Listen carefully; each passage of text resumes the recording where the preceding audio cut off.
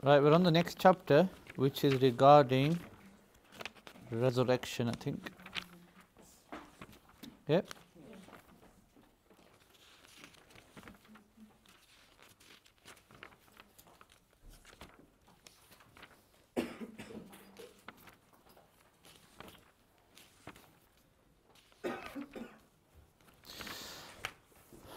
Right, Ma'ad and Hashar. Ma'ad and Hashar. Ma'ad literally means return, so it means resurrection. Hashar is gathering on the field of the day of judgment.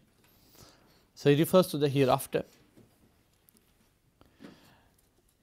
The earth, the sky, the jinn, the humans, angels, every single thing, I'm going to use the word perish, yes, will be taken away, taken out of existence into non-existence.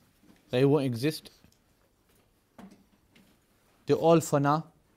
They can be destroyed by Allah subhanahu wa ta'ala. And only Allah subhanahu wa ta'ala will remain. So everything will cease to exist except Allah subhanahu wa ta'ala, because His existence is necessary. But before the dunya is perished, and before the dunya is taken away, the world, there are a few things which we have to, there are a few signs rather, which we have to speak about. Sign number 1 is there are going to be 3 khasafs.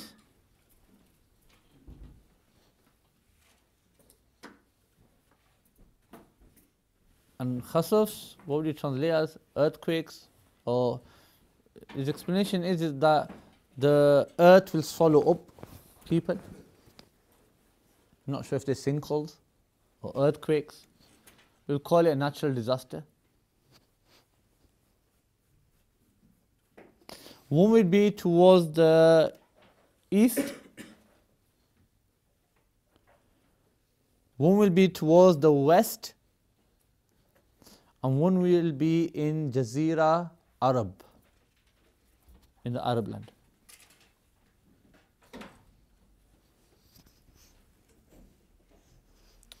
So this is the first sign. This is the first sign. Number 2, knowledge will be lifted. Knowledge will be lifted.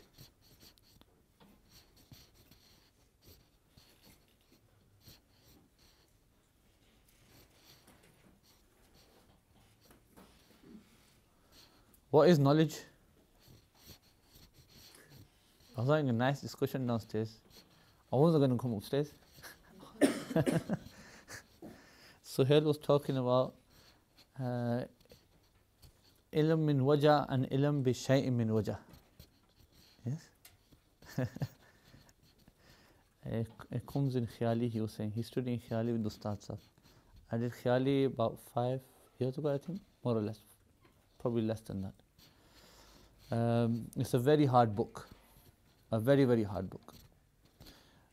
Our teachers have told us that when their teachers used to teach this book, they used to put a green flag upon their roof.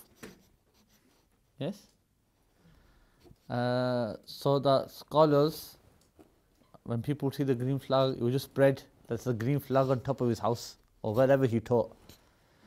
And scholars from far and wide would hear the news that he's got a green flag on his and where he's teaching, which means they can only be teaching one book, and that is Khiyali.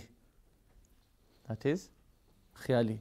So from scholars from far and wide, because you wouldn't find teachers who could teach this book. So from far and wide, they would come and gather at him where he's teaching and learn and study the book from him. Just shows of how hard of a book it is. Alhamdulillah, I got to study it with the Ustaz Mufti Aslam bin Dialvi Sahib. I studied, I don't think, no, we don't study it all. We didn't study all. We study studied Aqidah Nasafi up to Azab Qabr. Nice list of stuff, isn't it? Don't go far beyond that. There's a reason for that, because there's some iyat, as in, remember we talked about it, that everything before we could talk about it in a logical manner. Yes? And then we stopped at the prophets, and then we said everything from now on is all things that are narrated. We can't talk about them in a logical manner. Yes? So hence why we stop at Azab Qabr, because that's the first thing that Lama Nasafi talks about, which we can't really understand in a logical manner. We can't prove in a logical manner. So yeah, I studied it with a thingy. So what is knowledge? What is? I'm not going to go into what he was talking about. What is knowledge? Come on, tell me what knowledge is. No. You just put yourself in it there. Yeah. Information is something else, isn't it? Yes, information is like yellow pages. Do you still have it? Knowledge stems from the heart. Knowledge is an ability. Knowledge is a faculty. Isn't it? It's something that comes out. Yes, it comes out of you. Yeah. That's knowledge. Knowledge is an attribute, so it should be part of you, not with you. So intrinsically you have it. Yes. So that's what the Greeks reference educado. Yes. Yes. So knowledge is something which is an ability within you, which you have to bring out. Yes? It's not something you carry. Information you can carry. Internet has a lot of information. You read it and then stand in the front and say, recite the Rushif after me and do itikaf after me. Yes? And this is what happened. Yes? I start reading from the book. Are you presenting knowledge or are you presenting information? You're presenting information, you're not presenting knowledge. Yes?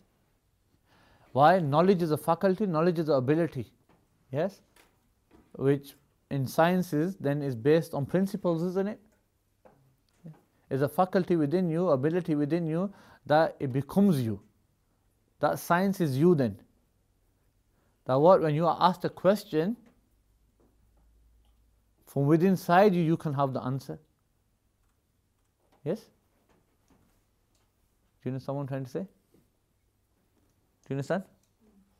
It's not a case of just relaying information. This is why so and so said, so and so said. Yes?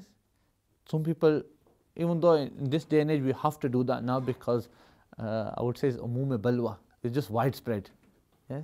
When a scholar writes now, he has to quote people. Yes?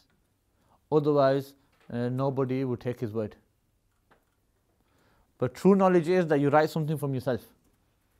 You show your own understanding. You show what you have found. Yes? Other than that, you're merely quoting. That's spreading information. So you two said this. So and so said this, so and so said that. That is information. You're a naqal then. What's naqal in English? A transmitter. Yeah? Person just pushes it forward. Okay? So knowledge is something that stems from within. You have to keep studying till you become the science itself. Yes? This is why you should never go to a doctor that when you go to him and say, look, these are my symptoms, and he starts opening a book. Yes? I fear those doctors. Because it's a sign that he hasn't made it his, he's looking for the information now. It's good to check though, obviously, there's nothing wrong with checking. But make the science yourself. Yes? Look what knowledge is. I say to you that I did ruku, is a farz? Yes? There might be some principles in your heart, you know, yes, it is farz. Yes? From whatever principles you know, that's knowledge. That is knowledge. Because you've understood it. You've understood it. Knowledge sometimes can be through experience. Yes?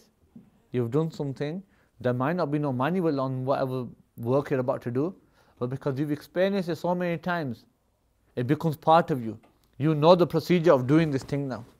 So when somebody asks you, how do I do this? You tell them straight away. That's knowledge. That's not passing information, that's knowledge. Yes? See the difference? It's a fine line between it. Knowledge is part of you and information is passive. That makes sense. Knowledge is part of you and information is passive. Information comes and goes, knowledge stays. Yes? Knowledge stays with you. When you say knowledge, the principles stay with you. You might forget the masala, but you can still derive it again. So knowledge will be lifted. So how is knowledge lifted? Does Google disappear? Somebody pull the plug on it. How does knowledge disappear? How is it lifted? Passing away of the scholars. Yes? Once a scholar said that the scholars passing has made us great. Yes? A scholar's passing has made us great. What that means is that we're not scholars. Yes? But just because an actual scholar passed away, there was nobody else to fill his shoes except for us. Yes? So people made us scholars as well. But the reality doesn't change. You're not a scholar. Are you? That makes sense? Yeah. You're not a scholar. So it's sometimes just filling shoes then, isn't it? So it's an illusion sometimes that we have ulama around us when in reality we might not have ulama around us.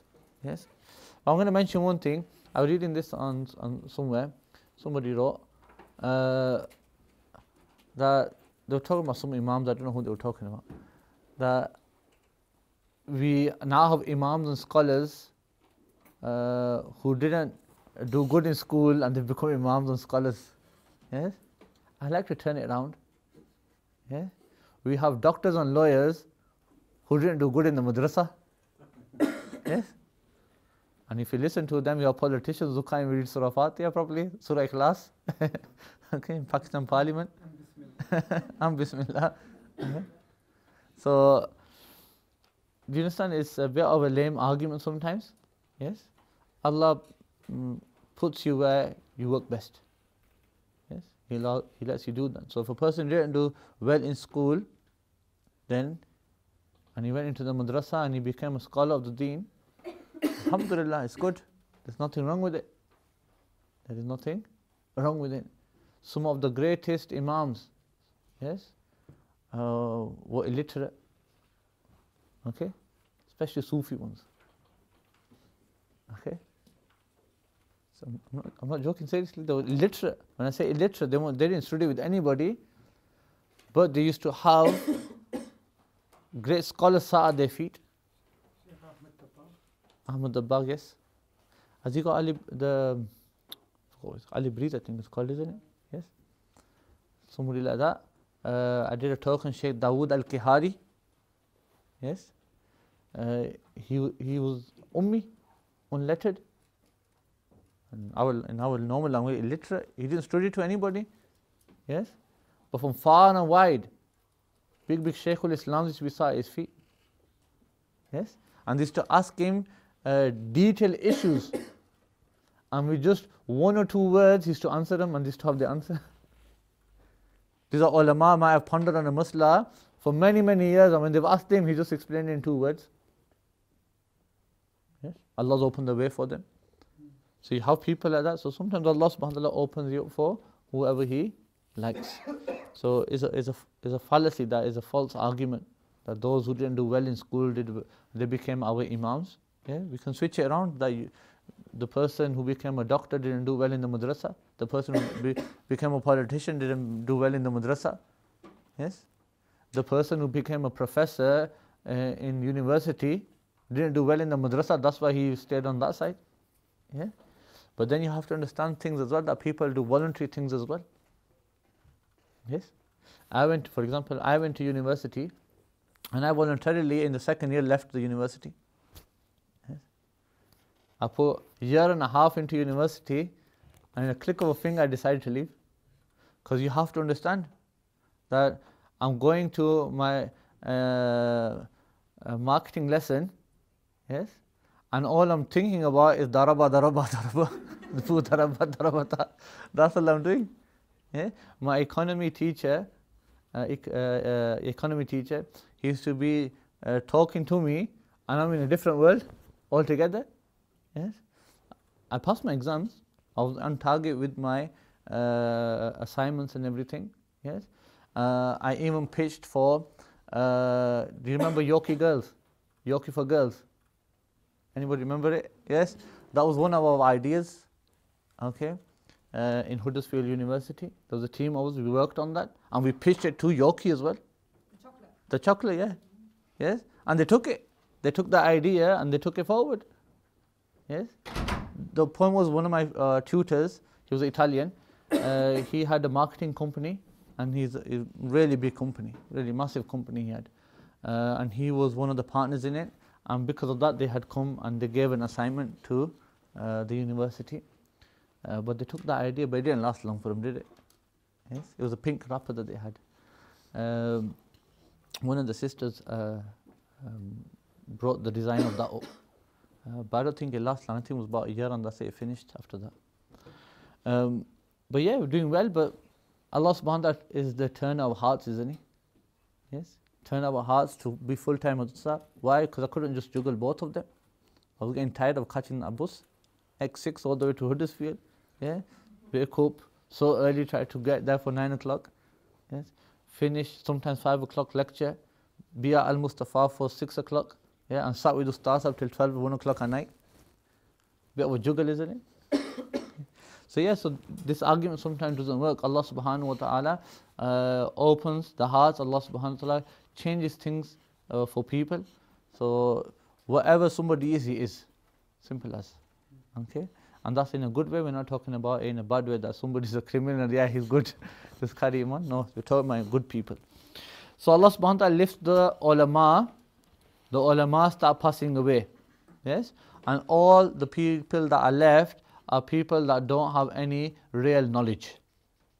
And you will see this that when funny fatwas come out. Yes? And people just start talking gibberish and start writing gibberish. Yes? And start going against the way of the previous ulama. When that starts happening, then you should know that these people don't carry knowledge. Yes? Or start delving into issues which have been authenticated. Yes? And the way regarding those matters is amongst the ulama is what we call musallam, i.e. is agreed upon. Yes? It's musallam, that's it, everybody agrees upon it. Okay, regardless of what happened in the past, regardless of whatever somebody said in the past, right? Now we've agreed that this is the way forward. When people start now, after those scholars die, then after that the question arises again and they start giving their own rulings on it. Yes, without researching those scholars, then you know that person is not a scholar. Yes? Little signs like that, which you have to look into.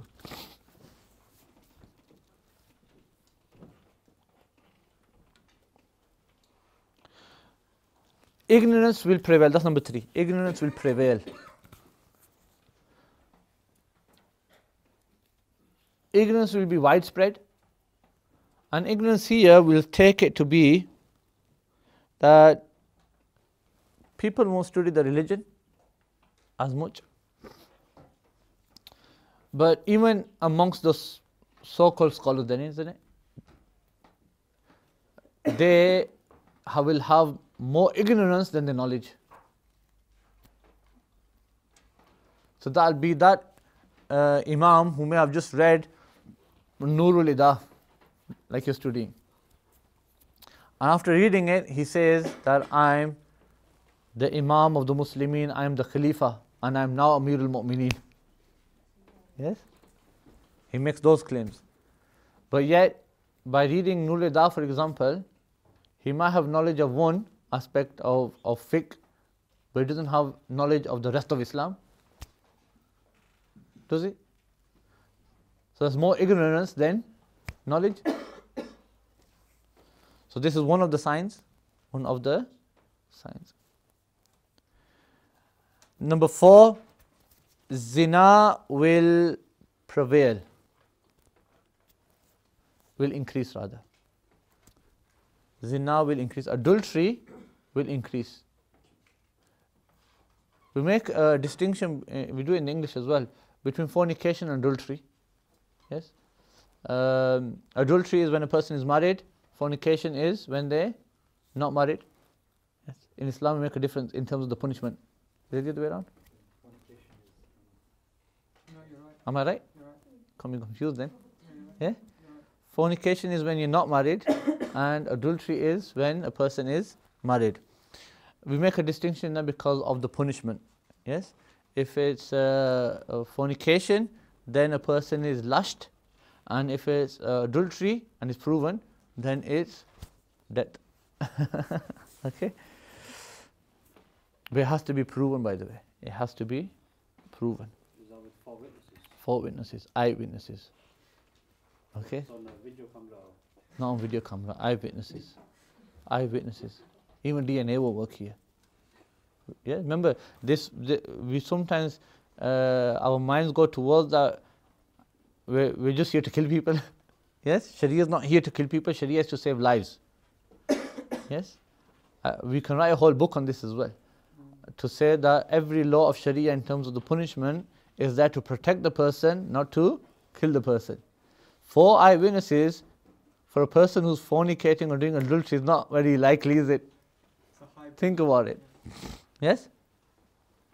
And when I'm saying eyewitnesses, I mean literally they know. And you know, if you read fiqh, we actually ask specific questions right on the dot.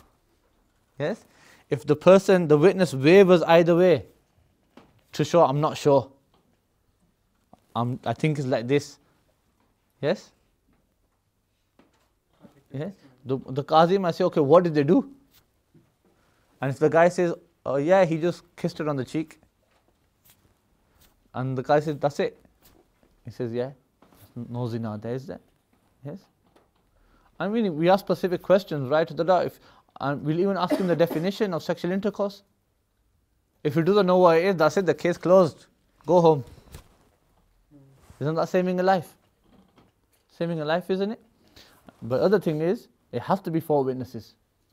If one guy comes up and he says to the judge or the policeman, whoever it is, in an Islamic country, what will happen is, if it's one man, the judge will say, or the policeman will say, look, just go home, leave it. It's between him and God, leave it. It's necessary for him to say that. But if he comes again, the judge will say again, leave it, forget it. If he comes again, says it again, the judge has to say leave it. If he says it again now, the judge will say, okay, where's the other 3 witnesses? If he hasn't got the 3 witnesses, he'll get done for defamation. He'll be lashed as well. Yes? So do you see the protection of life here? Protecting the other person and is protecting him. You know what, just leave it. If you saw something, you may have seen something. God knows what you saw. Yes? Just go home. Do tawbah on what you saw. Okay? Do something. But it's protection of life there. It's warding people off not to do it as well at the same time, and is also protecting them as well. So this will increase.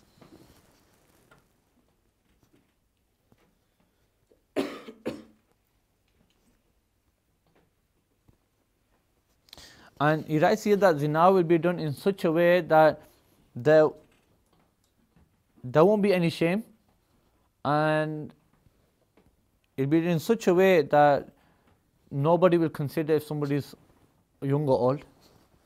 Okay, that's how it will be done. I think we can say that sign is in us. Yes, it's prevalent now, and especially with those cases that you have, grooming cases. You have to be careful with the word as well. I seen a post once, and the person was listing the sunnahs of Friday. Yes, and he put a comb and put grooming. I actually told him to take it down. That some in the what they call the Not National Front. They finished, haven't they? Britain's First. They might pick up on it and say, look, they have it in their in their sunnah that they go out grooming on a Friday. We'll just change the wording. And believe it or not, they picked up on it as well. They actually picked up on it. Lucky, but he took the picture down of his post, of his Facebook post. He took it down, and they just had like a screenshot of it. So they couldn't actually share the page as well. So you have to be careful sometimes with words like that. So these things are prevalent now, and they're so prevalent. Yes, I decided to go back to university once. I was out of education for 3 years, and I told you before I was doing marketing. I only did marketing because I didn't get into my actual course. Yes, one of my maths grades was low from my A levels, so I didn't get the course I wanted, which was software engineering. So then I left it, and I went that year to do marketing. I did 2 years there, but then I went into madrasa. I lived in the madrasa for 1.5 years, but then I still carried on. I went home after that, and then I still studied full time for about 3 or 4 years after that. I decided to go back to university, in Bradford University, to do my software engineering. But because I had been out of education for 3 years, they said to me that I have to do internal A-level standard exam. Yes, in Bradford Uni.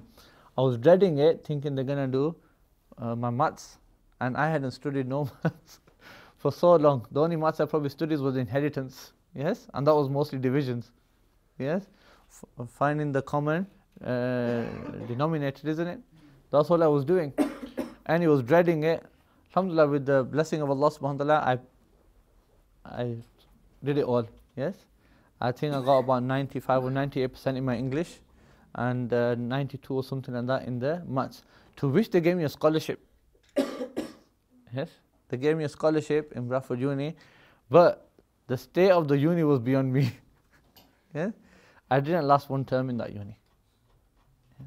I must have done about 3 weeks, I think. Yes, 3 weeks before December, I can remember I gave them all the money back. I gave them everything that they gave me, I gave it back to them. I said, I can't handle the university. Yeah.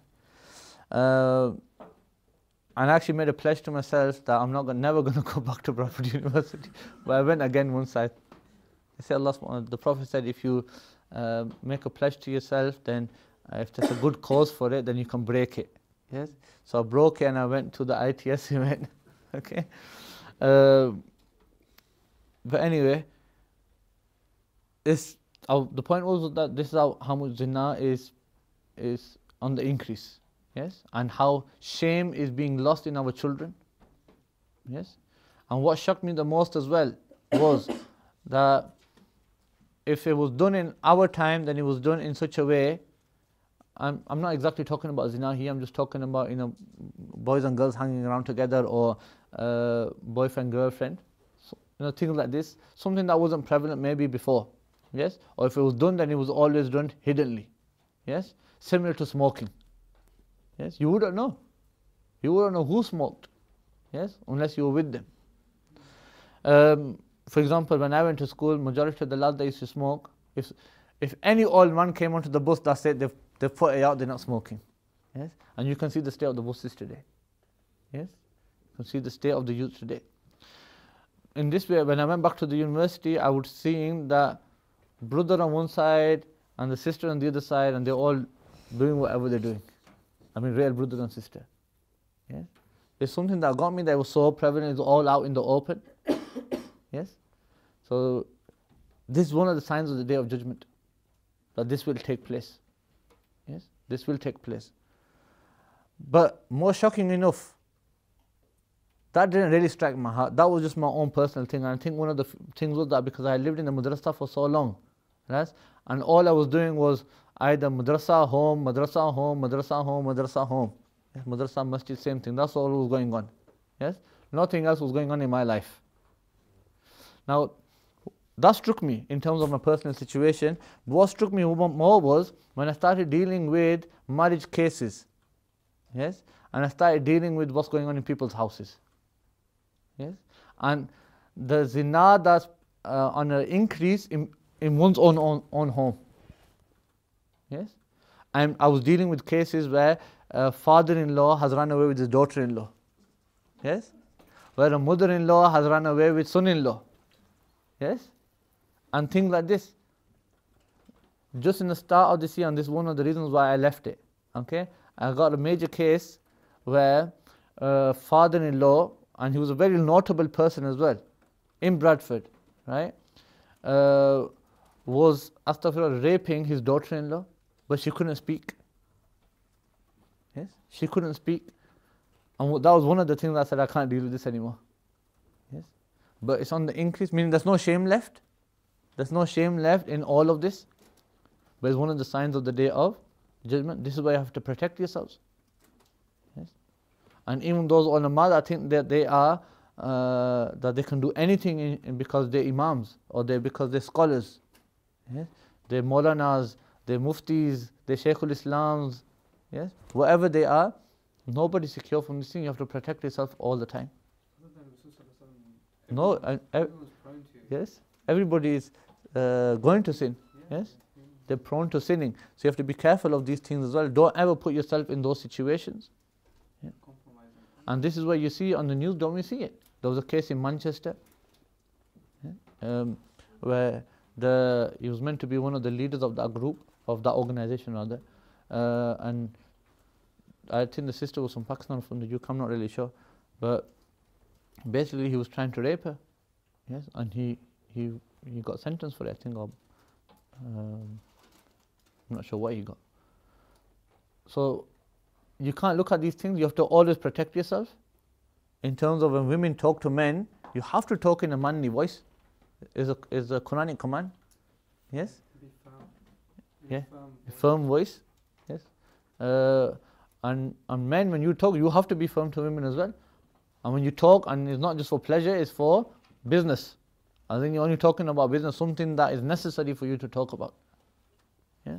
Other than that, shaitan's the middleman. Yes? Shaitan's you're broken in between. And then the Prophet said the shaitan runs in your bloodstream. He can turn you whichever way he likes then. And this is where people fall in. That they feel that they can do anything. But one of the biggest problems is, especially when it happens amongst ulama, something that when I say ulama, I put it between speech marks. Okay? Scholars, somebody that you might perceive as a scholar, yes, is just because he hasn't attached himself with tasawwuf.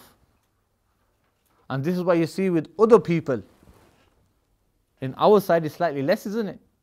These cases, you only hear about them rarely on our side. But for those others, the Tabligis and the Wahhabis, yeah, you hear a lot about them. You know why? Because they're not attached with tasawwuf. They're not working on their heart. And when you hear about people on our side, yeah, you'll see that they don't have a shaykh, or they don't have somebody who they're attached to. Yes? A man of tasawwuf, that is. Doesn't have to mean that he's bay'ah to him. Even a mere attachment will do as well, to protect the person. That he's learning something. He's learning about the heart. Yeah, tarbiyah. It's a very important issue that people don't understand. And you'll see many people talk about the tasawwuf as just a side thing. Yeah? It's for a growth of a person. It's for a person to become complete, to protect himself, to get closer to Allah subhanahu wa ta'ala. Yeah? But you'll see many speeches, and they talk about peers and sheikhs and things, and they degrade them, yes, in general statements, but they don't understand the effect. You might be talking about fake Sufi somewhere. You might be talking about fake peer somewhere, but your words are generalized. Yes? Or these peers, they take all the money. You just cancel every peer out. Yes? Make it specific. Do something and let the people know that all peers are not like this. That you don't take the tasawwuf totally out of their lives. So this is one of the ills of society as well. So zina will increase. Yes? And if you think it's increased a lot, it's going to increase a lot more. Yes? It's going to increase a lot more. And one of the increasements that you can understand is how we are raised in this country. By raising, I mean what we get used to. Not by our parents, but what we're used to. Yes? In terms of pictures. Yes? If you brought a pious man into the UK, who's never seen a woman without her hijab, okay, he sees the billboard, he will get our sajda for 3 months. Okay? Yes? But that is one of the ways as well, where something just becomes the norm for us. Yes? You know, when you read in your kalmeh, knowingly and unknowingly, the sins that I have done knowingly and unknowingly, this is one of those sins that we've done unknowingly. We're so used to it that we don't even give it a second thought. Yes. Okay. Yeah, to your surrounding. So you're just used to it. So this is something that is part of that, the zina increasing. Yes? When you get used to something, then you think it's nothing. It's nothing. Yes? No humanity. One thing that gets me as well is, like you have cousin brothers and sisters. Yes? And I've seen some people, and it's kind of weird, where they're holding hands or they're hugging, they're kissing. Yes? I can understand it for brother and sister, but I can't understand it for cousins. Yes? And strangers sometimes. Sometimes I'm invited to people's houses and I see it. And if it's really odd. But you know what? They're so immune to it that they don't know what they're doing anymore. Yes? They think they're just fine. It's what it is. But you don't know how dangerous that is. Yes? These things we have to give thought, because when we get used to these things, yes, then we're treading on the borderline, aren't we? Yes, we're treading on the borderline, and it's only going to be just a matter of time that we just fall over. So we have to protect ourselves in that regards. Number 5, men will be less and women will be more. I can see that. Women are more than the men.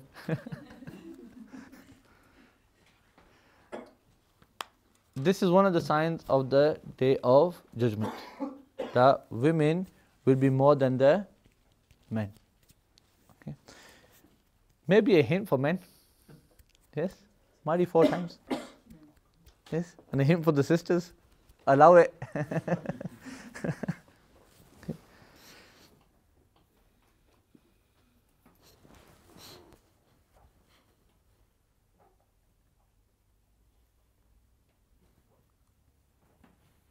Not so long ago, a few brothers and sisters started asking for, marriage.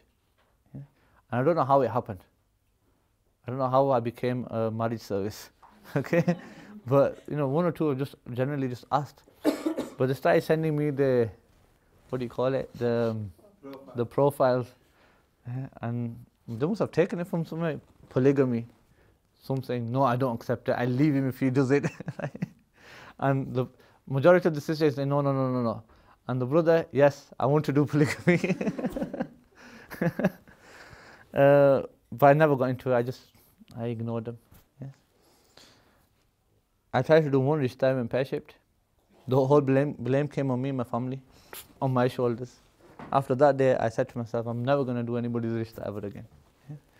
It's a lot of reward in it, but you have to take a lot of burden as well. Yes. Either just before the marriage, within the marriage, and if something goes wrong, tu ek raya si. So be careful with these things. So yeah, women will be more. Okay, is one of the signs of the day of judgment, which means that there'll be a crisis of men and women, especially when they're not, don't want to do polygamy. Then they won't get married. So it just leads to the problems, doesn't it? Yes. And another problem then happens is that more women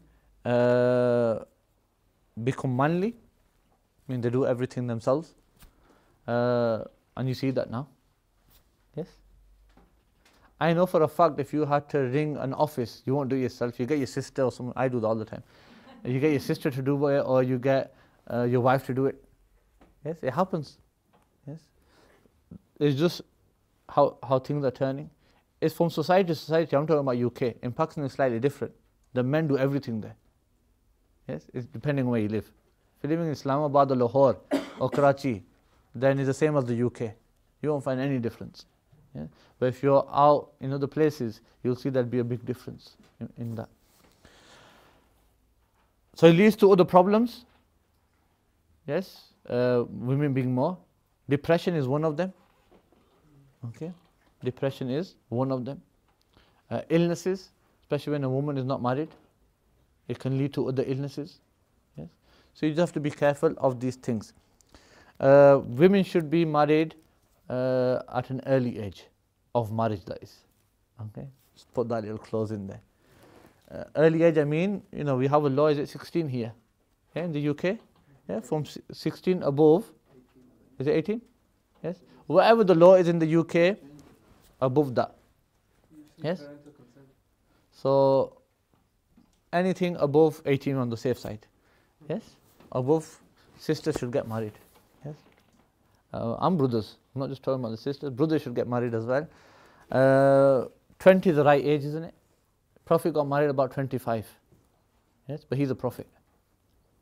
Yes, he's the prophet of Allah subhanahu wa ta'ala and he's protected. But he still chose to get married at the age of 25.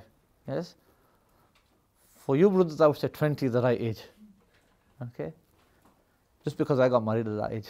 Okay, so 20 is the right age. And because girls mature earlier, don't they? Yes, so maybe girls slightly earlier. Yeah. But if obviously it's about tarbiyah as well. If a sister has had a tarbiyah from her parents correctly, everything, then at least get engaged. That's even a form of protection. And getting engaged is sunnah. Yes. Some people miss it out. Prophet got engaged a lot of times. Okay, and it's sunnah of the Prophet sallallahu alaihi wasallam. It is also a form of protection as well. Yes, keep a roza as well, but get engaged as well. Somebody said something? How long would you say engagements last, like, with the time scale of getting married? Engaged is getting engaged, but you can have it for however long you want. Yes? You can have it for however long you want. But it's not necessary that you have a time scale for it. And what's the proper sunnah way of getting engaged? Like, I feel like the term's a bit blurred. Engaged. Yeah. Engaged, in Islamic, engagement is that you just spoken for. Yes? A lady is only spoken for, isn't she? Yeah, that means you can get married again. That lady is spoken for, and that's the engagement. Okay? And if you want to keep a sign like a ring or something like that of it, that's also fine. There's nothing wrong with that. Islamically, there's nothing wrong with it. Yes? That's a form of protection. And that's what we call engagement. Yes? When the husband to be proposes to the wife to be. Okay? Once that proposal has been done, then that's fine. Okay? You don't propose to her, you propose to her father. Don't miss that bit out. Yes? Do we have it in the UK? Is it a tradition? In the UK for the Christians? Ask for the daughter. Yeah? Ask for the daughters. Huh? Yeah? Yes? That's the Islamic way as well. That's the Islamic way. Okay.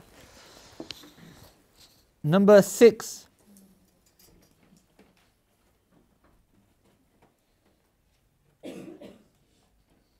Other than the main Dajjal, the main man, there are going to be 30 others. 30 other Dajjals. Dajjal. Fraudy. Okay? Literally. A person who will lie. And all of them will claim prophethood. All of them will claim prophethood. But we know for a fact that prophethood has finished, ceased. When I say ceased, as in no prophet will come. Okay. Prophethood in itself has been closed off. Now some of them that have claimed this have passed. Okay. I want to make clear here, and that is that the claimant to prophethood has to be a sane person. Even though you might be thinking that how could a sane person claim this? Yes? Meaning in his apparent state, everything about him, he hasn't got no mental illnesses. Yes? Because we have to make that difference. Because people who have mental illnesses sometimes say these things as well. Yes? they're not part of that hadith. Yes? I'm sure you've met many people who make many claims, but you find out later on that they have mental illnesses. Yes? That the brain is damaged and sometimes they don't know what they're saying. Yes? So we have to be careful with that. We don't want everybody to just get up and start killing people. Yes? Like one guy did. The point here what I'm making is that you have to differ between that. Yes? A mental illness on one side and an actual guy who can argue with you as well. He can argue his case. I'm not saying he can prove it, but I'm saying he can argue. Yes? And on the other side, a man who's just insane. One day he says, I'm Isa, and the next day he's Khizr, and the next day he says something else. Yeah. That's one Namazi who, I haven't seen him for a long time now, but he used to read our Victor Street. Yes? And he used to come, but he was mentally insane, and he used to be treated for it as well. And he doesn't know what he's doing. He should just come to namaz and just stand and look around. Yes? And not know what to do.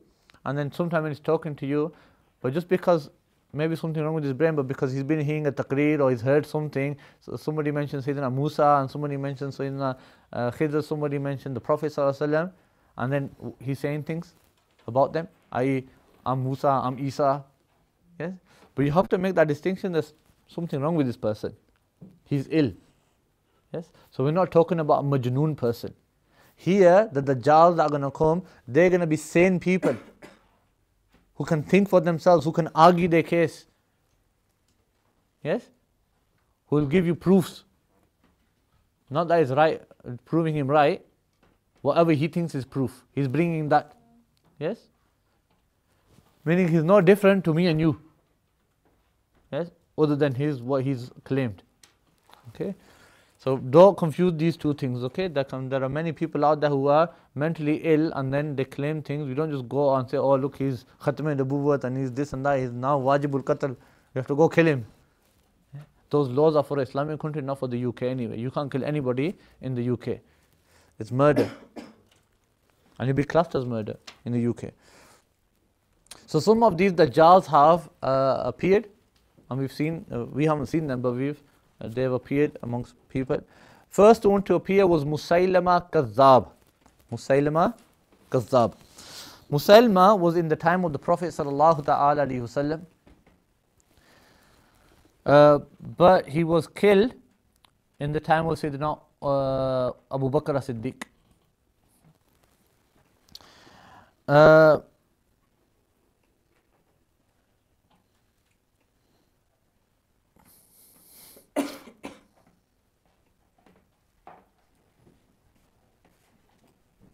So he was in the time of Sayyidina the Prophet ﷺ, and then he was killed in the time of Sayyidina Abu Bakr as-Siddiq.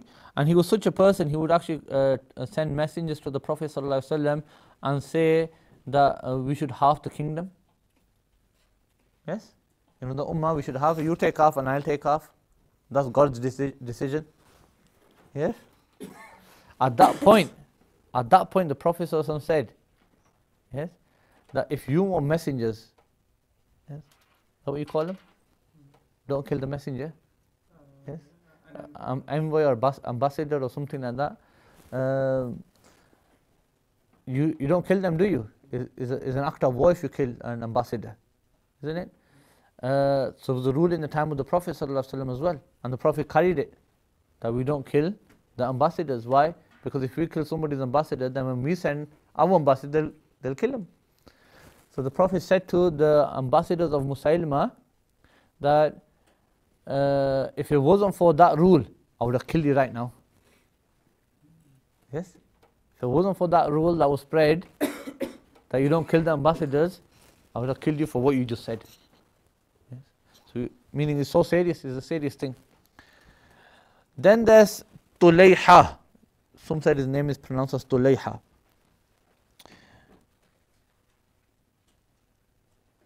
Now Tulayha became a murtad at the time of the Prophet sallallahu ta'ala alayhi wasallam, and he claimed prophethood.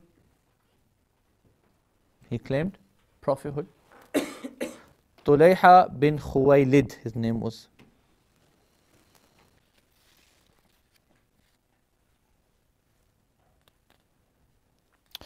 He became murtad, but in the time of the Prophet sallallahu ta'ala alaihi wasallam, he became murtad. But in the time of Sayyidina Abu Bakr as-Siddiq, that's when he claimed prophethood. Okay. And he was from Bani Asad. Then you've got Aswad. Yes. He was from Yemen and he claimed prophethood as well. You have a lady by the name of Sajjah.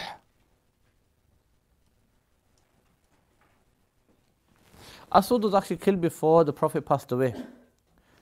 And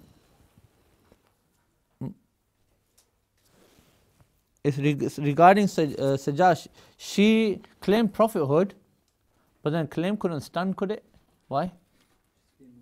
She's female. Okay. Even though there's a minority of Ash'aris that believe that women can. And they believe that Sayyidah Maryam was a prophet. Okay. She actually did Tawbah. She actually did Tawbah. Now from here we understand that the person can turn back. And remember this in the Hanafi Mazhab as well. The Hanafi Mazhab in regards to Murtad is that they have time to, they are given time. I'm talking about Muslim country here, not the UK. In Islamic Caliphate, they are given time to do Tawbah. Yes? Even in regards to the disrespect of the Prophet sallallahu ta'ala wasallam. That's the actual opinion of the Hanafis. And Ibn Abidin wrote a whole risala on it as well. Okay, that you give them time to repent.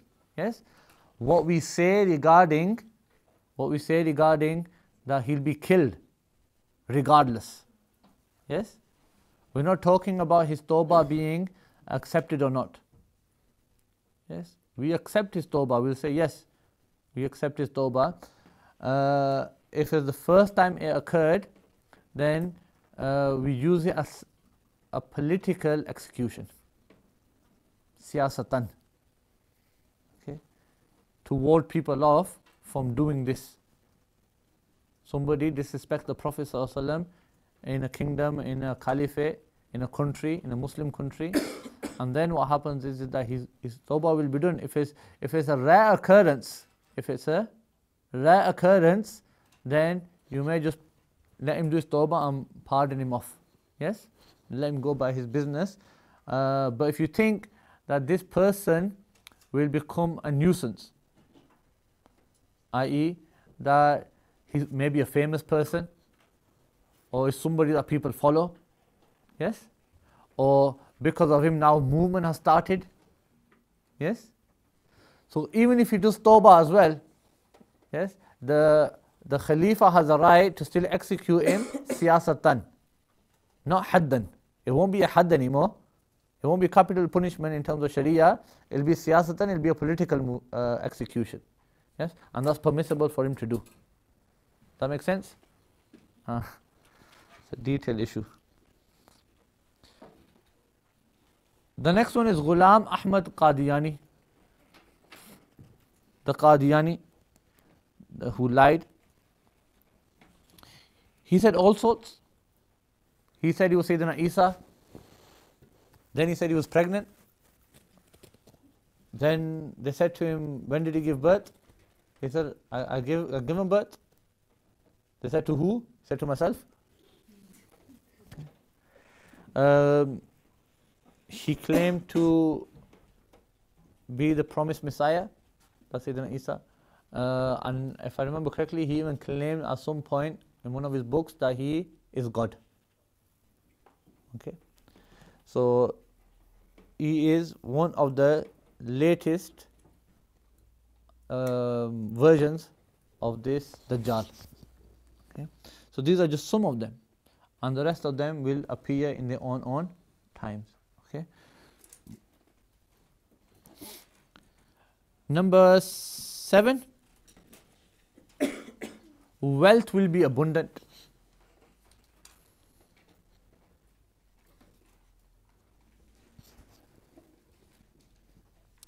And you can see that, don't we?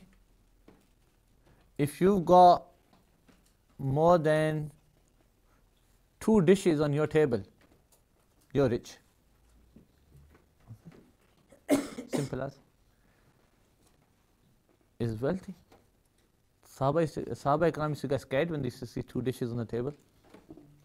This is your fear that Allah subhanahu wa ta'ala is giving the reward of their good deeds in the world. And on the day of judgment, they'll only have to answer for maybe the bad deeds that they've done. That was their perception. So Allah subhanahu wa ta'ala has protected all of them, hasn't He? The Sahaba Ikram. So you should be careful of these things as well. But there's nothing wrong with being rich, by the way. Something can be the sign of the day of judgment, yes? It doesn't have to be bad. So having wealth is a good thing as well. But make sure you pay your zakat. Pay your zakat and have wealth. There's nothing wrong with it. Okay? So don't, sometimes we say this is a sign of day of judgment. Sometimes you might think, oh, that's not good. Yeah? Imam Mahdi is going to come as well. That's a good thing, isn't it? Hazrat Isa alayhi salam is a blessing if that happens in your time. That's a blessing from Allah subhanahu wa ta'ala towards you. So it sometimes plays with your minds that because when you say the day of judgment, you automatically think that everything that's listed is going to be bad. So having a lot of wealth is not a bad thing. Yes, you can have a lot of wealth, you can be millionaires. Okay? But that amount of wealth is a sign of the day of judgment. i.e. the world has opened up to you. The river Furat, I pronounce it as the river Euphrates. Don't know why. This will open up his treasures, mountains of gold. Mountains of gold. Now, ulama have done ta'wil of this. Is it actual gold? Yes? Because you can't expect it in this modern time, can you? In this day and age, that a river like a main river, yes, flows through a couple of countries, doesn't it? Yeah.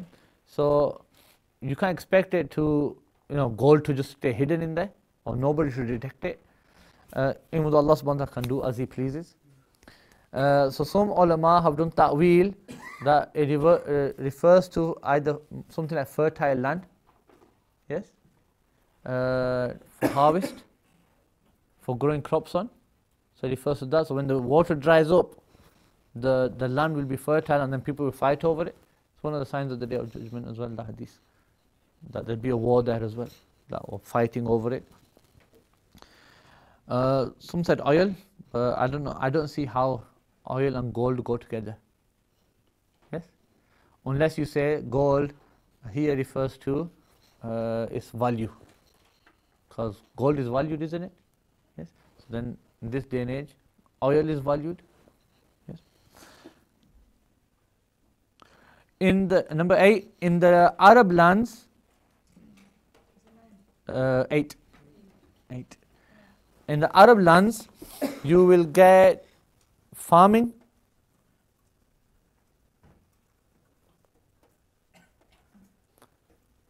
what do you call the field in which grapes are? Vineyard. Yes? Orchards as well. Okay? All these things will grow in the Arab lands. In the desert, that is. Dubai is one of them. Not exactly, I don't know if they have these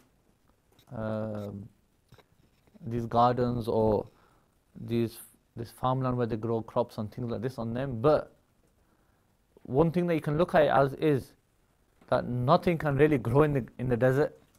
Yes? But what do you see? It's all green now. Isn't it? I think you go there, you see trees, palm trees. Yes? And was it not 30 years maybe back? If you went 30 years back, there was just nothing there. Yes? And they've built such a big city out of it. So yeah, you see this, not even just that, they're building islands. What's that thing, that palm tree that they made in the ocean? Yeah, that was all man-made. Yes? Oh no, whole island was man-made. So, because haven't they done the world map? They done, haven't they, for each country? Yes? Even that was all man-made. So, it can refer to that. that things are growing like this. Number 9, to stay upon the deen will be so hard,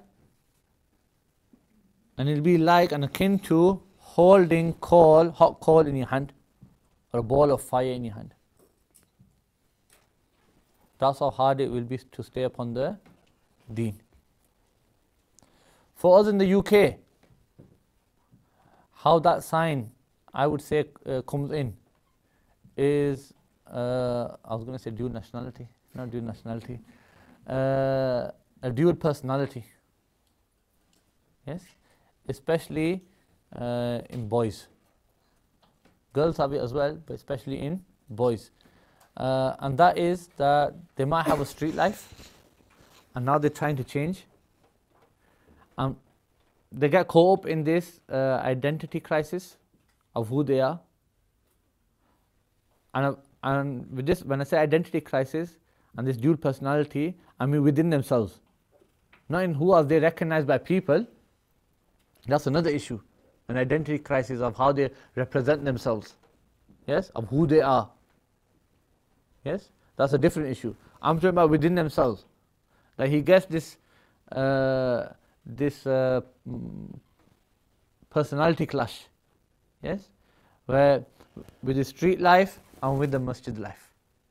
Yes, a pious life, where he's trying to juggle between both of them, and he can't, because when he's got friends in the masjid, he's behaving differently, and when he's going out into the street, so he's just trying to walk home from the masjid, and he sees some of his friends, he changes. Yes, I'll give you an example. People come to the religion and they're smoking cannabis. Yes, as long as they're around in the masjid, or people around the masjid, they're fine. Yes, and it's not even on their brains. Not even on their brains. And as soon as they meet an old friend, within a second he'll be smoking cannabis. Yes, he might be off it for 2, 3, 4, 5 months, and all of a sudden he's met a person and he's gone.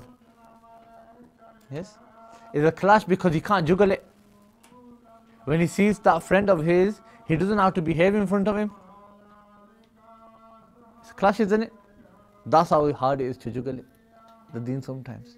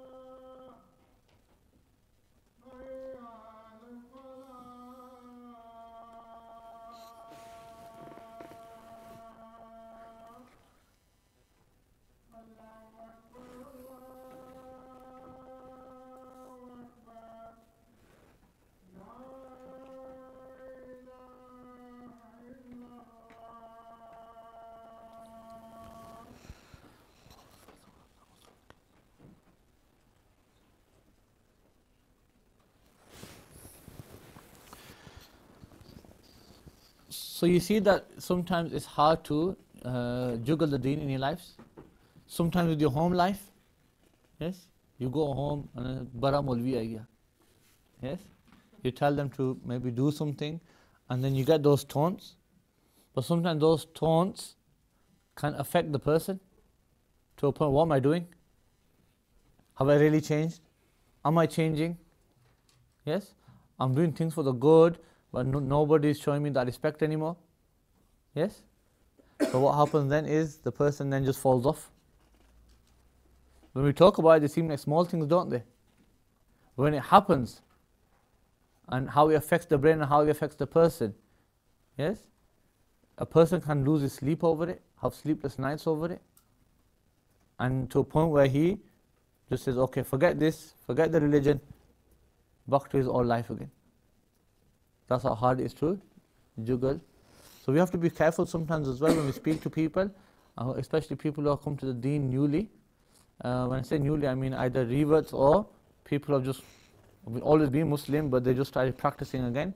How we talk to them, because we don't want to be that cause to just make them jump off, because we're always joking, aren't we? It's something about the UK. Everyone keeps joking. Yes? Everyone's a joker. Yes? The word banter. Yes? This is banter, that's banter. Yes? Words hurt sometimes as well, don't they? And you might not know. You might not know how it's affecting the person. So you have to be careful sometimes as well. You joke, but you don't joke all the time. Yes? And you joke in nice ways. Yes? Not that you put or strip the person's clothes off and say, I'm only joking. Okay? That's what happens sometimes, doesn't it? Yeah? You take all his honor, respect, everything away from him and say, we're only joking. Yes? You know, people do on Facebook, they expose people one after the other, one after the other, one after the other, and then say, look, we were only joking, it was only banter. But you know what, you just destroyed the person's life, what do you know? Yes? You might expose a brother just for a joke. Yes? Who were you with that Saturday night? Yes? And you don't know his wife's watching the posts as well.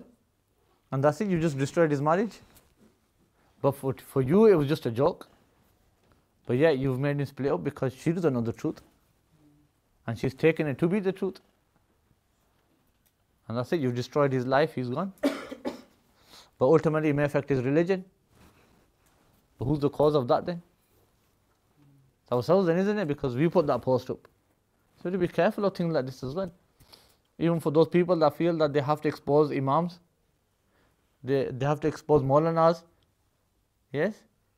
It's another danger for them. It's danger for him, for whatever if he's done it, he's done it. If he hasn't, he hasn't.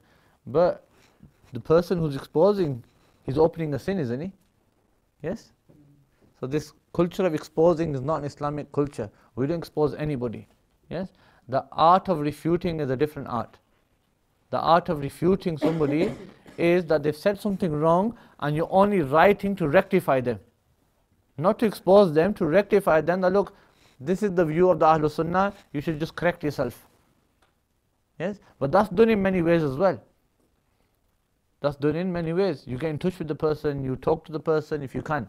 Yes? Write personal letters to the person. Everything doesn't have to be done over social media. So anyway, it'll be so hard to stay upon the deen that a man will go to the graveyard and he'll say to the people of the graveyard, I wish I was there.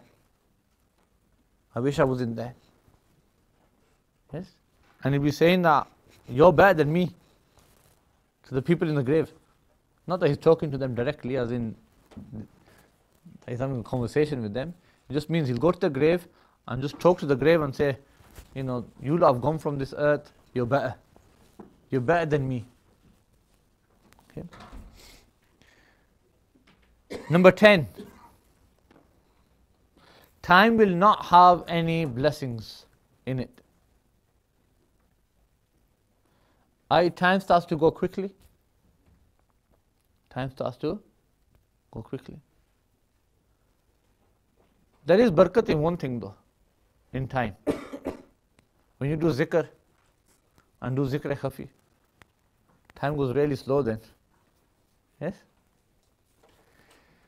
If you ever done zikr or silent zikr, time goes really slow. Yes? Because there's nothing to do, you're bored. Yeah? No distractions, and you're just saying, sometimes the Shahadati Fiqh we say Allah, and just saying, then a minute feels like an hour. Yes? But in anything else, it all goes fast. You know why? Because you're just constantly entertaining yourself. When you're constantly entertaining yourself, then this means that there's no barakah in time. It's all about entertainment. Yes? To a point that a year will be like a month will be like a week, and a week will be like a day. And a day will be just like that you put a match on fire and it just burn out. That's how a day will be like. That's known in the UK, isn't it? Wake up at 12 o'clock and go to sleep at 9 o'clock. Yes, 9 hours, that's it. That's a day. What's 9 hours? Nothing, is it? People do that. Number 11. To give zakat will be heavy upon people.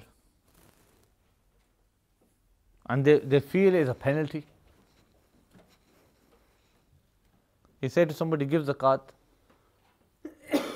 How can I give zakat? Make 10,000 excuses.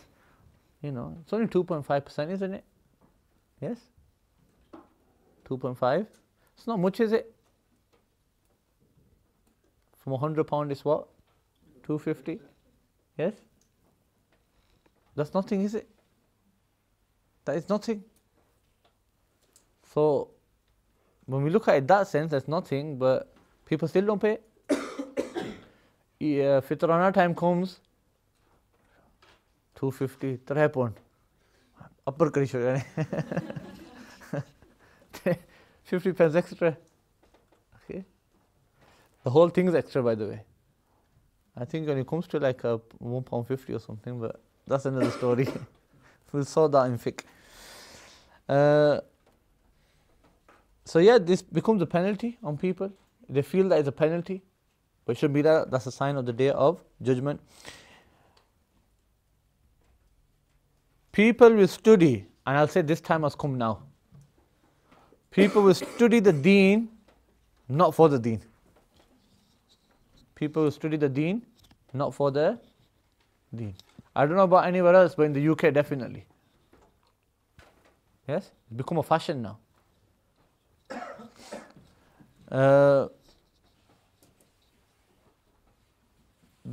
Having classes is good. Students to come. The students' intentions need to be rectified. Yes? Bigger problem than money is fame. Okay? Fame is a big illness which people underestimate. And fame can get to people. And if it's not nurtured, if it's not tamed, yes, on the hands of a sheikh, or on the hands of a teacher, yes, even if a person is not bayah, I'm not talking about tariqas here, on the hands of teachers, then that imam or that maulana that's going to come out, he's going to go all over the place. Yes? Then that's when he's a celebrity. This is the problem. Because when he's doing it for that, then he's only doing it for one thing then, and that's fame. So be careful sometimes. Imam Sahib doesn't take money. Might be taking something else, and that's the fame. So you have to be careful with things like this as well. Always rectify your intentions before you do something. Number 13. The Prophet ﷺ said that a man will be obedient to his wife. Yes, the Prophet said that. What that means is that he just won't have an opinion of his own. Yes? He just won't have an opinion of his own. And here another thing that it can mean is that because women are emotionally based, yes, their nature is all around emotions, or they carry more emotions than men. Okay. What happens is that they can give in to their desires a lot quicker. Yes. I.e., when a woman wants a handbag, there's no one stopping her. Yes?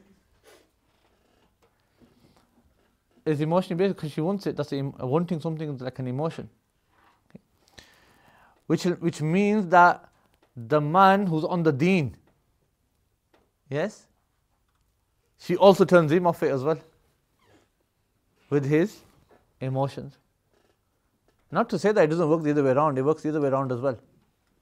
Yes, a lady can be upon the deen and the man who is not on the deen, and he can still take the lady off as well. Okay, happens both ways. But generally for men in terms of emotions don't know how to handle them, and this is part of manhood. Okay, the emotions for a man, he does not know how to handle them. This is why men are always taken back by women. That if his wife emotionally says something to him, he doesn't know how to react because he doesn't know how to behave. This is why there's one hadith which I believe the Prophet ﷺ said in one of them. The meaning of it was anyway that have a man and bring armies upon armies to him, he will not change his decision. Bring men upon him, he won't change his decision. Put him around 4 women, in 1 minute he'll change his decision. Yes? Why? Over there with other armies, generals, whatever, other men, there's no emotions involved. It's all logical. But with 4 women, 4 wives, it's all emotion. And he doesn't know how to behave in it. Yes? So that's one of the reasons behind it, I think anyway. That a man will follow his wife. And that is that he just falls into every single thing that she wants. Yes? And we see that a lot. We see that a lot. If you link it back to the other one, that women will be more than men. Yes? That means women will be more free than men. I think they'll do whatever they want. Yes? They'll do whatever. They want to go out, they go out. They want to travel, they'll travel. Yes? And link it to that women will be more free. They express themselves more. They do whatever they like. Yes? They don't listen to anyone. Not that the men, they also do that as well, but explaining this hadith of the Prophet ﷺ. And now when they get married, what happens is that they can't adjust themselves, going from a free life to a restricted life now. From doing whatever you want, going out without a scarf, yes, wearing whatever you like, married to a Maulana. Yes, big change, isn't it? Okay. Now what happens is, then that sister takes the Maulana as well. That's what this means. Can take the Maulana with him. Yes. Maulana has shaved his beard as well now. Okay. This can happen. Yes. Reminding me of another thing as well, this change as well, you have to sometimes think about it. Yes. And this is why many sisters' marriages don't work as well. And that is that change of going from unrestricted to restricted. And you have to understand that, and you have to implant that into your daughters as well. And that is that you're going to go into a restricted life with your husband. Yes? You're going to be bound to his house, aren't you? I'm not saying that it's going to cage you up, but you're going to be with him. I'm talking regarding our society as well. And that is that you're going to be making him food or whatever it is. Yes? Or you're going to be living your life around bringing up your children. Yes? Which is more restricted. Yes? So you have to instill that in them at a young age. Not about marriage, but having that that they have to listen to their father, they have to listen to their mother, obedience, things like this. So that when they have that change, then they can fill into it, inshallah. We'll go down again, inshallah. Shall we just finish some of this off?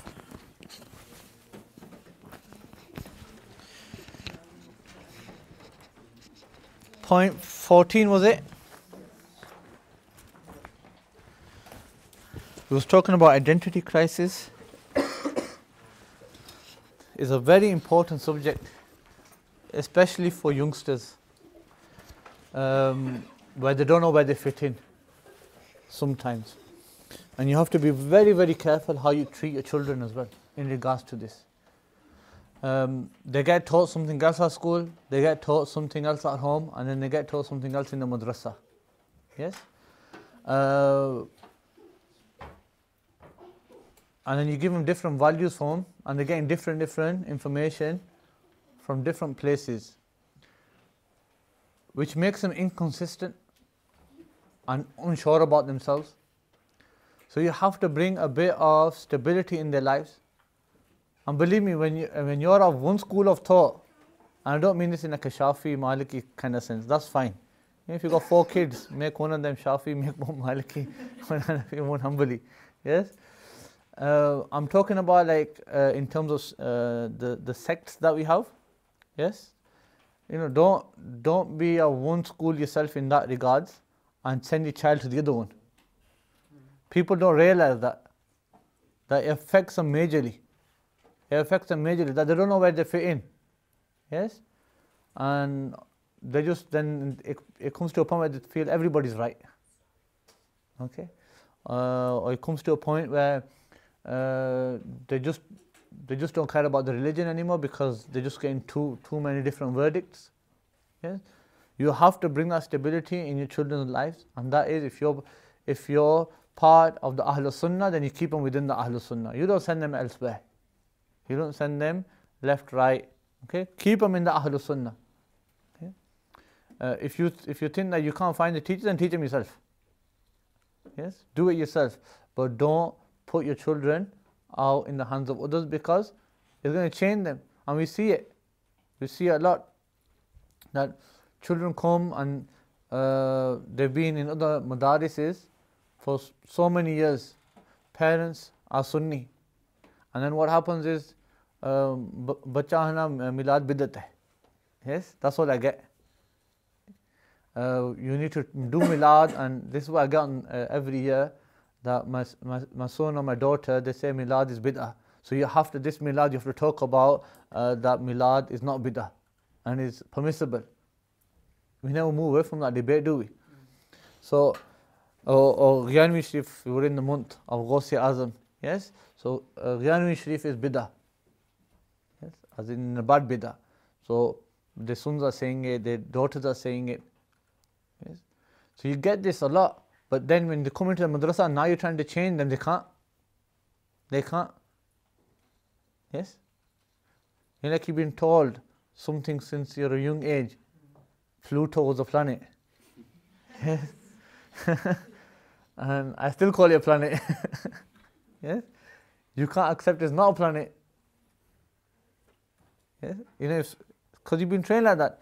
If somebody asks me the planet's name, I still include Pluto in it because I've learned it that way. So you have to be careful with that. And you have to understand these things, that these things go a long way. Okay? But what it brings in is a personality disorder. It brings in an identity crisis. They don't know where they are in life in regards to themselves. We're not saying it out in open. They might be smiling, laughing, doing whatever, what normal people do. But up here and in their heart, they're totally confused. They can't find that path. So be careful of these things. It's one of the signs of the Day of Judgment. Number 14. Being disrespectful to parents. It's a major sin in itself, being disrespectful to parents. And something that's becoming constant. Okay. So we have to train ourselves to be patient. yes, there are those days where you've just been having somebody shout at you for 2 years and then you break, okay? But you should break in a respectful manner in front of your parents as well. Okay? So you have to find ways. You might be upon the right, yes? But you have to find ways to speak to your parents in the right manner. So no shouting, shoving, things like this, major sins. 15.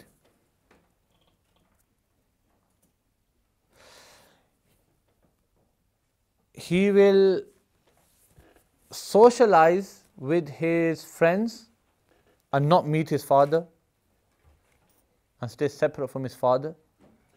What that is highlighting is that a person would prefer his friends over his father.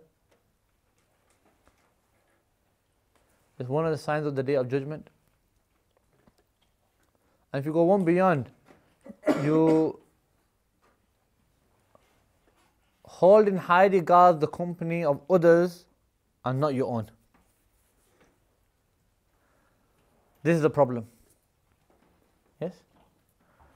That people will communicate with everybody outside, but not the person that they sat next to in their own homes. It's a big problem. Most of our issues in terms of family problems are based on communication. For the last couple of years, I've been dealing with marriage cases. One of the main problems I found is that husband and wife don't talk. They just simply don't talk. In terms of the problems, that is, yes, or in terms of socializing, majority of problems are created from that, just no communication. But you find that the husband is talking to people outside and the wife is talking to people in further afield in the family. Yes, but between themselves, there's no communication. So this is a big problem, which needs to be, and phones don't help these days as well. Yes. One of the problems that we have now with phones is the brother might be sat in one room, the sister in the other room, and they'll message each other. Yes? And they might be having a whole argument on WhatsApp, but just sat separate. And as you know, you can't tell emotions on WhatsApp, can you? Yeah. WhatsApp in terms of an argument is a fitna maker. Because a person could be saying in a nice manner, but you as a person, it's about you and the way you're reading it. You can't tell the Yes, tone. you can't tell the tone. Yes, so you're bringing your own tone into it. Yes. Now somebody might have said, "Can you do it, please?" But you might say that "please" is a bit too strong here. Yes. Being a bit of sarcasm, he's being sarcastic here, but really he was actually saying, "Please, can you do it for me?" Yeah? See how it can create an argument as well. Yes. So it's a big thing. Communication. Talk to each other. Yes. Get off your phones and talk to each other. I'm not the best person to say that, by the way. Number 16. People will shout in the masjid. Yes? People will shout in the masjid.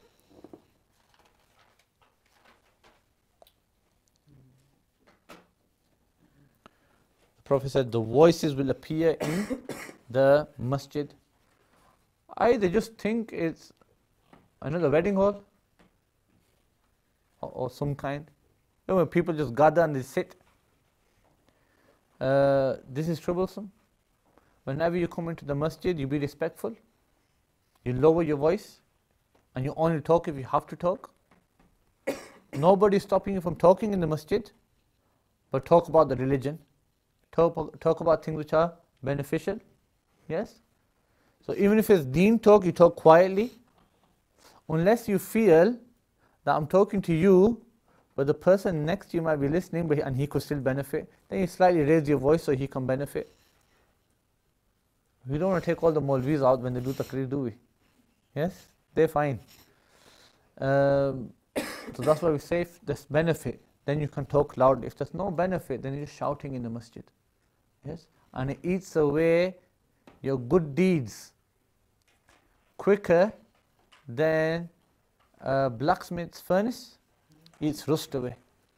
And if you have metal and it's got rust on it, if you ever put it into a blacksmith's furnace, it doesn't take a minute, does it? Few seconds, you just leave it and take it back out, the rust has gone. Because his furnace is really, really hot, doesn't it? Yes? It can melt down the metal, can't it? Yes? So he just puts it in and takes it back out. It's clean. He just cools it down and it's shining again. Yes? The rust is off it. So that's how quickly talking in the masjid. Is there another narration that says that it's like fire burning dry wood? Yes. In that, it quickly burns through it. Okay. So we have to be careful of that. This is why I say be mindful of your intentions as well. That sometimes you might be reading namaz, but your intentions are ill behind it. Yes? This is what I tell the children as well, that you come to the madrasa to learn, yes, but don't come with the intention to mess around. Because the benefit is lost then, isn't it? And that's the intention, because of the intention. Number 17, music will increase. Music will increase. Yes. And that's all types of music. All types of music will increase. You have good and bad type of music. Bad type of music is haram, isn't it? Devilish music, that's all haram. The good one is slightly debated in Fiqh, i.e. instruments for qawwali or something like this, that's debated amongst the Ahlul Sunnah. Many awliya allowed it and many ulama said it's haram.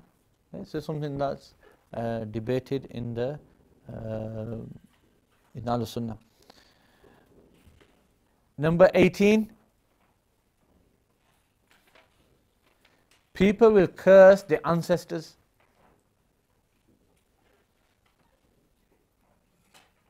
And this is one thing I want to say. People curse a lot these days, anyone, and especially ancestors. One of those debates is really a scholarly debate, and that is regarding the amanah of Abu Talib, the father of Sayyidina Ali. That is a scholarly debate, and it has no use amongst the public. But that's not to say that ulama can't speak of it. Yes? It's two different things. I.e. the public should not speak of it. Just leave it amongst the ulama. Okay? For an alim to say something in public doesn't mean that everybody needs to talk about it. Yes? Imam Abu Hanifa used to do great masail on the mimbar. Yes? But it didn't mean that they started exposing things. You have to be careful of these things. It didn't mean that the awam started talking about them as well. Yes? So if there's a scholarly debate, then it stays amongst scholars. So this debate regarding, say, Abu Talib is debated amongst the Ahlul Sunnah. But for a person to come out and say he's a kafir and he's going to go to hell and he's going to do this and he's going to do that, yes, that's something that's not appropriate. That's not appropriate. We don't make that judgment, do we? Okay. That's for the ulama to do. So that's like cursing, especially when it's debated. Or there's a sahabi and something occurred from him which was wrong, and because of that you start cursing him. Sahaba are not infallible, are they? Yes? And they can make mistakes. But Allah subhanahu wa ta'ala has forgiven those mistakes. Now because of their mistake you start cursing him. Yes? You know, like some of the Shia curse the Sahaba. Yes? But look how just the Ahlul Sunnah is. The Shia don't like Sayyidah Aisha, do they? Yes? And now you might think that anybody who says anything against Sayyidah Aisha, we're going to curse him. But look how just we are. Wasn't it Sayyidina Hassan bin Sabit who said that she had done something wrong? You know, when she went back for a necklace, and then so the Munafiqeen started blaming her for doing zina. Yes? You know, in that trap of the Munafiqeen, Sayyidina Hassan got folded up with it. So he said it as well. Sayyidina Hassan also put the blame on Sayyidah Aisha. But yet, we don't blame him for anything, do we? Do we curse him? We don't curse him, we mention him in the best of ways. We said that the Prophet ﷺ put out a pulpit for him. The Prophet said that the angel Jibreel strengthens him. And so on and so forth. Yes? Why? Because Allah subhanahu wa ta'ala forgave him. The Prophet forgave him. So who are we to say anything in regards to him? So you have to understand these things sometimes. You have to be just, that's how just the Ahlul Sunnah is. So regarding our ancestors, our predecessors, the Salaf Salihin, we make sure that we don't move our tongues regarding them. It's one of the signs of the Day of Judgment. That a person comes 1400 years later and starts making a judgment of a person who he had nothing to do with. Yes, it's something that is very, very wrong. Number 19. Animals or predators will talk to humans.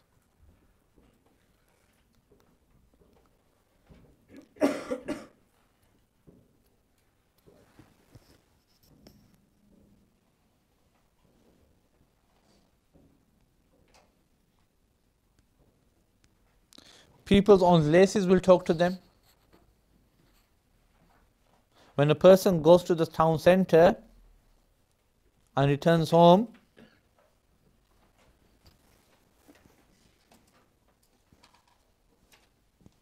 it will relay all of that to him.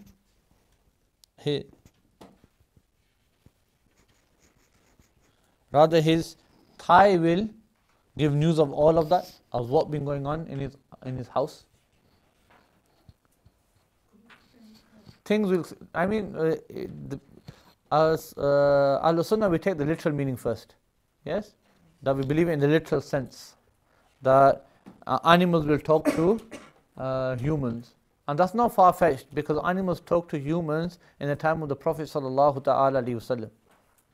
Yes? Many animals, when the Prophet was born, they talked. When the Prophet announced his prophethood, animals talked to the kuffar. Yes? Gave them da'wah. Gave them da'wah, and many non-Muslims then became Muslims because of it. That's our famous story about the shepherd and the wolf. Yes? And the wolf wanted to eat the sheep or the goats, and then the wolf spoke to the shepherd. Yes? And said, "You're stopping me from my rizq," and so on and so forth. And then he found it ajib. The man said, this is a bit, ajib, that you're talking.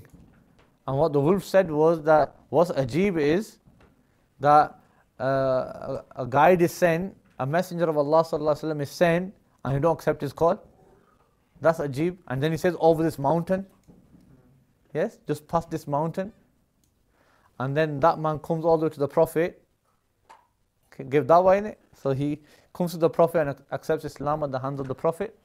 And then he asked the Prophet ﷺ, that, "Are my sheep okay?" Sorry, I forgot to mention, the wolf said to him, "You go, I'll protect your sheep." Okay? So he went, but he was still having in his heart, "He probably eaten all my sheep." Yes? So the Prophet said, "No, he's protected your sheep." He came back, the sheep were protected, he was protecting the sheep. And when the shepherd came back, the wolf went off on his way. Okay. There's a little hint in that as well, and that is that fulfilling promises. Yes? Because the Prophet ﷺ was sent. Okay. Now even animals have to fulfill their promises. So if they do speak like that, and they promise something, they have to fulfill it. Yes?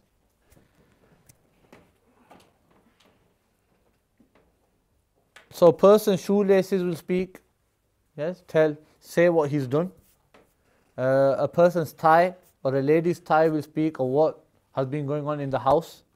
What that can mean is DNA. Just 3 little letters. Okay? DNA of what's been going on. You can look at it like that. In terms of the animals in this day and age and humans, no cartoons do the trick. Yes? But like I said, we believe in the literal. What it says, that's what we believe in. Yes? These are just interpretations of it, but I personally believe in the literal, that the literal will do that. So maybe towards closer to the end of times. But if you were to say do ta'wil of it, then something like cartoons or DNA, cartoons, you have animals speaking, yes, and your shoelace telling you what you've done, your tie telling you what you've done. Yeah, that's DNA then, isn't it? Yes. Mobile phone, that could be that if you keep it in your, yes. Depends where you keep it. So it could be that. Yes. Virtual reality. Yes, could be that as well. There's lots of possibilities. Lots of possibilities.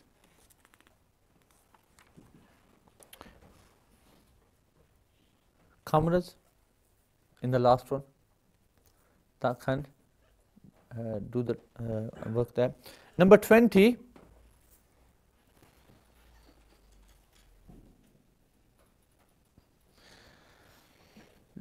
Low people.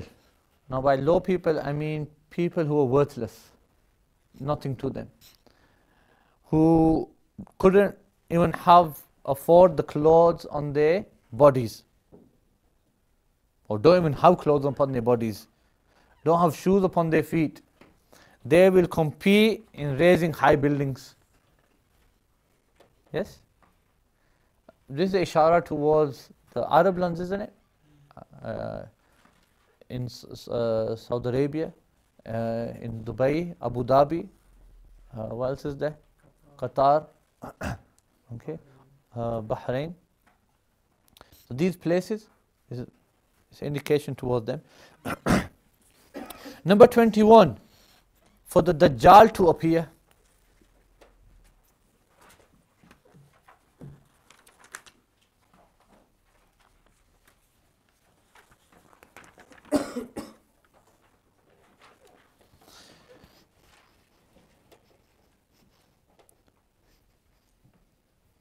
For 40 days, he will go around the world except for the Haramain, Makkah and Medina.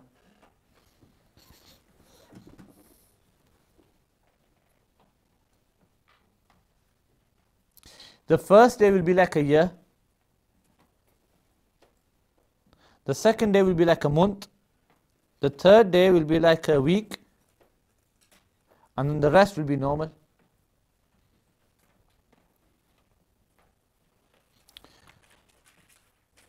And he will fast pretty quickly. Very, very quickly he'll pass. He'll travel. Some people say that in terms of the time, when there are calamities, time tends to go slow, doesn't it? And you're just waiting for for it to just pass over. So maybe that's what it means, that time goes really slow. And it just seems like a decade, the day feels like a year. And then there's the literal as well, that it will actually be a year long.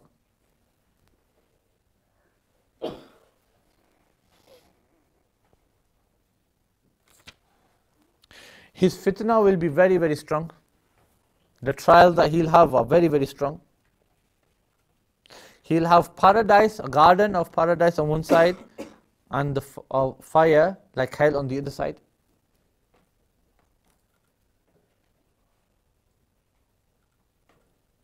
And he'll say one is heaven and one is hell. Wherever they go, wherever he goes, these will go with him.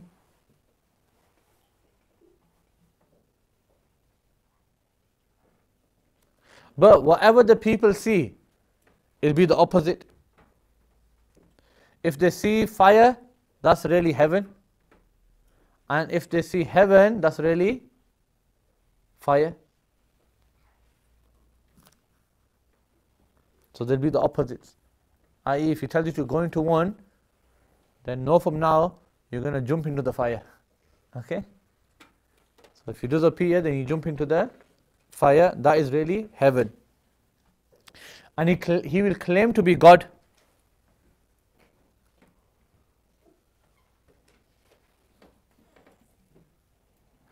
Whoever brings faith upon him, i.e. says that he's God, then he'll place them in the heaven, in his heaven, but really where is he going? In hell.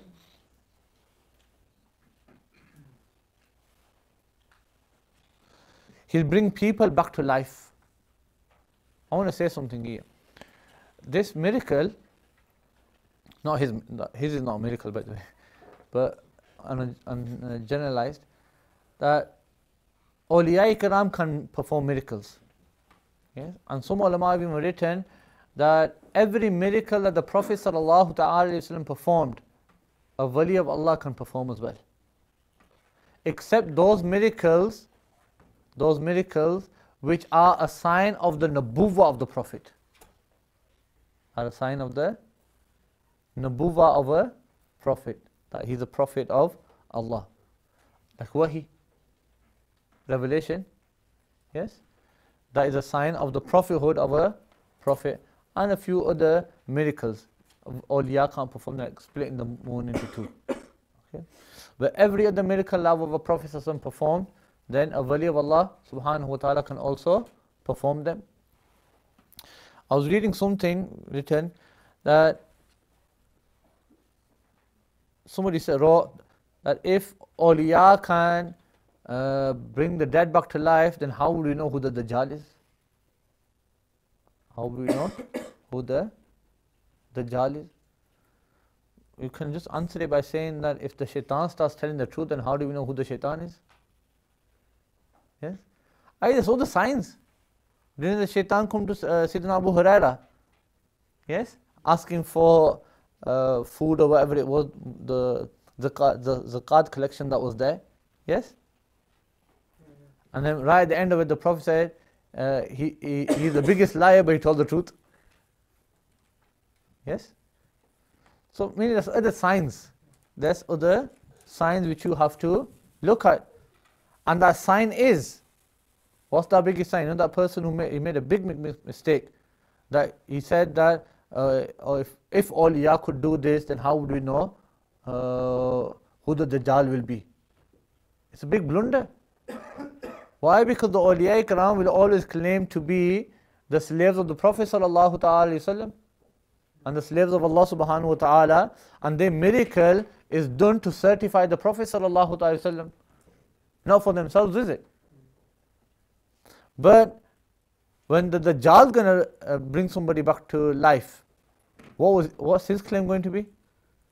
He's God. So he's going to bring people back to life to show that he's God. Yes? For people to turn away from the religion. So the thing you have to look at is his claim. Well, wannabe people, wannabe jinns in the form of the people. Yeah, it is what it is, but I'm just talking about the apparent. Yeah? We can answer it that way. Yes? Because that's debated as well. Is it really going to happen? Is it going to be jinn, or what is it going to be? Okay? Regardless, you know, the Prophet also mentioned that he will revive people. So if you keep it on the literal, there are those interpretations, but if you keep it on the literal, then it means that he will revive.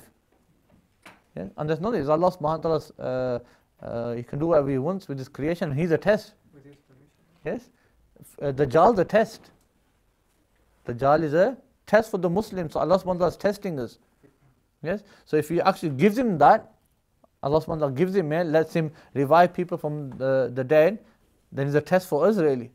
But how do we pass that test? When we know this is his claim, that he is claiming to be God, and that's why he's doing this. But remember that God does not come into his creation to show you a miracle.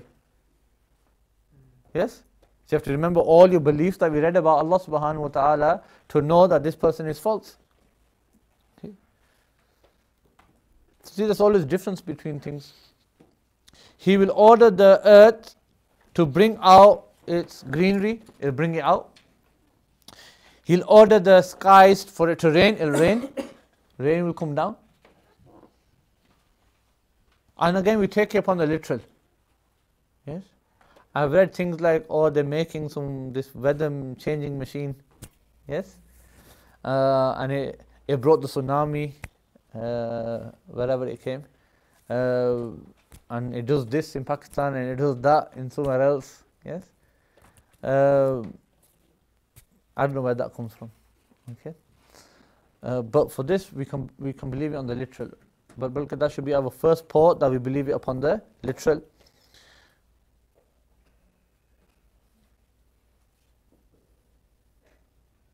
The animals that he will have will be really healthy, filled with milk.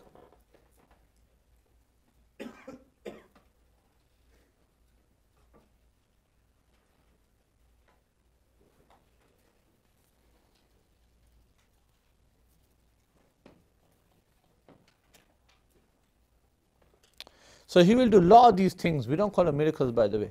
They're not miracles. They will all be magic. It'll all be magic. One thing, the difference between a miracle and magic is, a miracle is reality and magic is an illusion. Yes?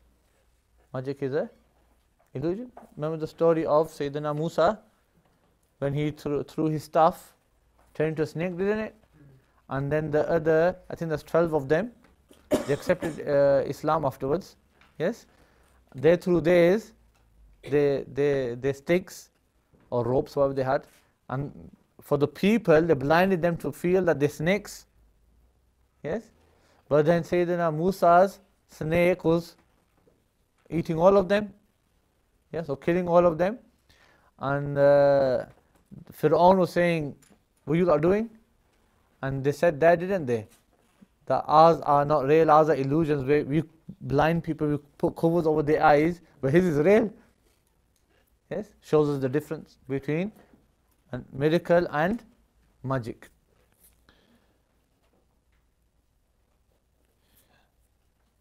And it'll be through the help of the shaitan, the shayateen, and so on and so forth. He will go towards the Haramain Sharifain, but every time he tries to enter, the angels will throw him out. There will be 3 earthquakes in Medina. Yes? And whoever's inside Medina, who apparently look like Muslims, they'll be thrown out. They weren't Muslims. People thought they were Muslims, yes. People thought they were Muslims, they will be thrown out. Might be the Kharijis. I don't know. Because apparently they say they're Muslim, aren't they? So then they'll go inside Medina, but what will happen? The earthquake will make them run out. So there will be apparently Muslim, and within there will be Kafirs.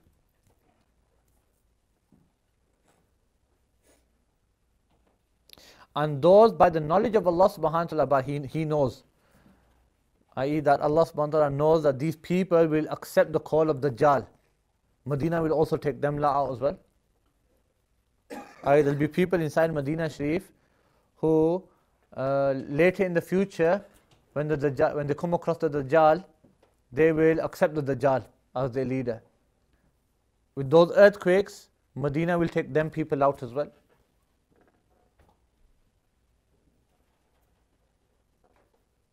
So because of these earthquakes, all these people will be rejected by Medina Sharif, and only Muslims will remain in Medina.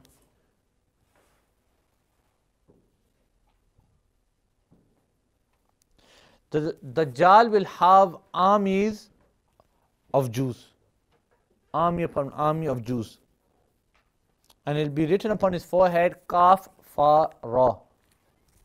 yes, which is kufr or kafara. Yes, kafara is siga wahid muzakkar ghaib fail mazi mutlaq musbat maruf. Is it? The first one, isn't it? Same as daraba, fa'ala.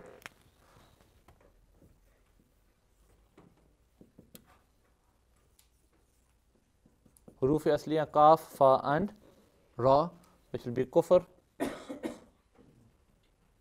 kufrun.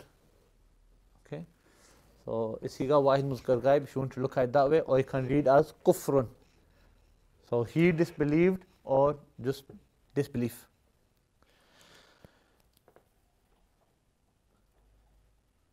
But it means that he's kafir. Every Muslim will see it, and every non-Muslim will not see it. Muslims will see the signs, but non-Muslims will not. Once he has gone around the whole of the world, he'll come to the land of Sham. At this point, Sayyidina Isa ala nabina wa alayhi salatu wasalam will descend from the eastern minaret of the Jami Masjid of Dimishq. From the minaret. It'll be Fajr time. Iqamat will be being said.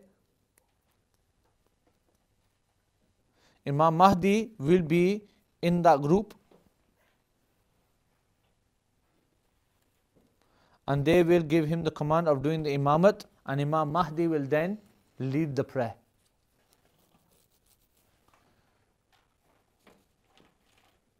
As soon as the Dajjal feels just the breath of Sayyidina Isa, the fragrance of the breath of Sayyidina Isa, he will start to melt. He start to melt. Just as salt dissolves in water, shall dissolve in this manner. And Sayyidina Isa's, his breath's scent, it goes as far as the eye can see.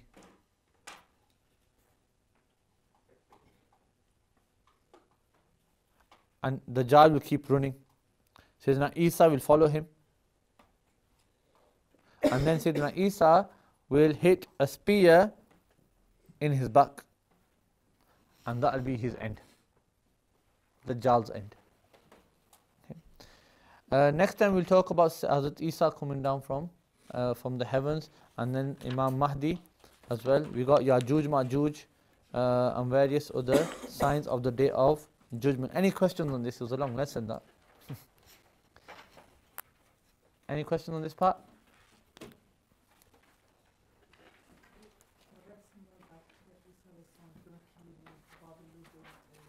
Yeah, Babul Lud, yeah.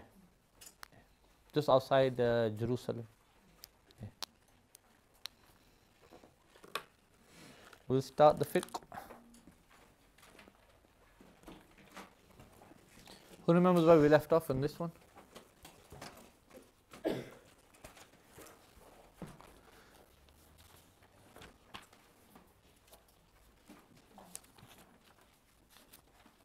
We on the sunnahs? Okay, are we doing the sunnahs today? Yeah, it's a no brainer. Did we? Didn't we? Finish the wajib. We finished the wajibs. Okay? The sunnahs of salah are, he says, a minimum of 51. A minimum of 51 sunnahs. To raise your hands for tahrima, the first Allahu Akbar you say, to raise your hands.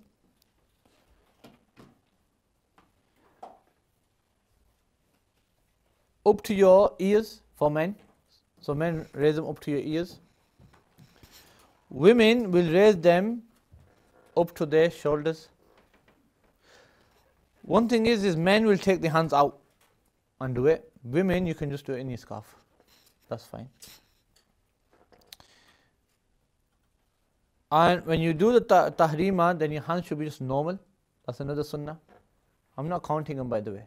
Okay, there's quite a few sunnahs. I think I've done 2 now. You just normal. How your hands are normal, not too wide, not too tight. Just normal. Number 3, to synchronize your takbir with the imams. With the imams. So this is also sunnah. So when he says Allahu Akbar, you follow him in with the. Don't wait.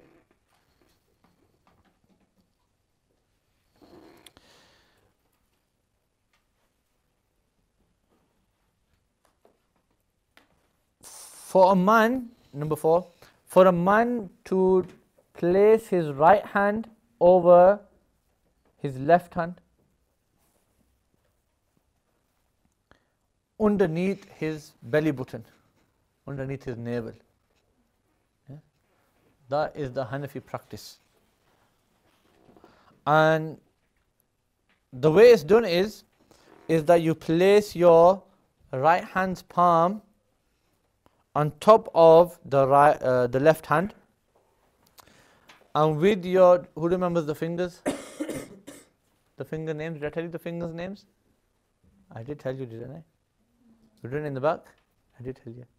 Khinsar, Binsar, Wusta, Shahadat, and Ibham. Did I tell you these names? No? Okay, must have been in another class. The small finger is called Khinsar. The finger next to it is called Binsar. The middle finger is called a middle finger, literally in Arabic, Wusta. Wusta means middle. Okay. In Arabic, normally they call this, in classical Arabic, they call it Sababa, but we call it Shahada finger. Okay. And this finger is, the thumb is called Ibham. Ibham. Khinsar, Binsar, Wusta, Shahadat, Ibham. Okay. This was called Sababa, or the left hand, they say it's called Sababa, come from Sab, which means to swear. So it's a swear to do that. Yes?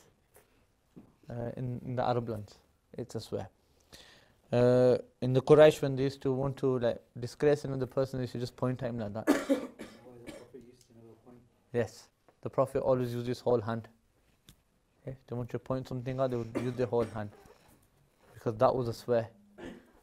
Okay.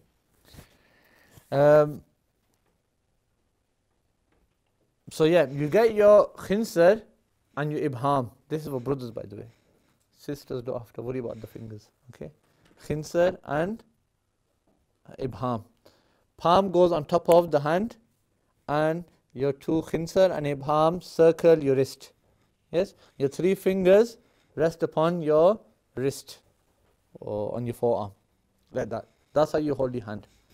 Okay, you don't do this. You don't do this. Okay, none of that. Okay, you don't do this as well. It's like this. That's what he's mentioned. For sisters, they place their hands on their chest. Yes, so the chest is here. Now your arms are it's a bit tricky, this, isn't it? Yes, so it's going to be like that. Yes. So don't try to do the circle. It's literally impossible. You see some people doing that, men. They're all like this, and they're trying to do the circle, get the 3 fingers as well. Yes, men don't do that anyway, but sisters, you just keep it there, and that's it. That's all it is. And for men, when you're going to fasten your hands, they have to be outside. For sisters, you can have them inside. Nothing wrong with it. Okay. Under your scarf or whatever.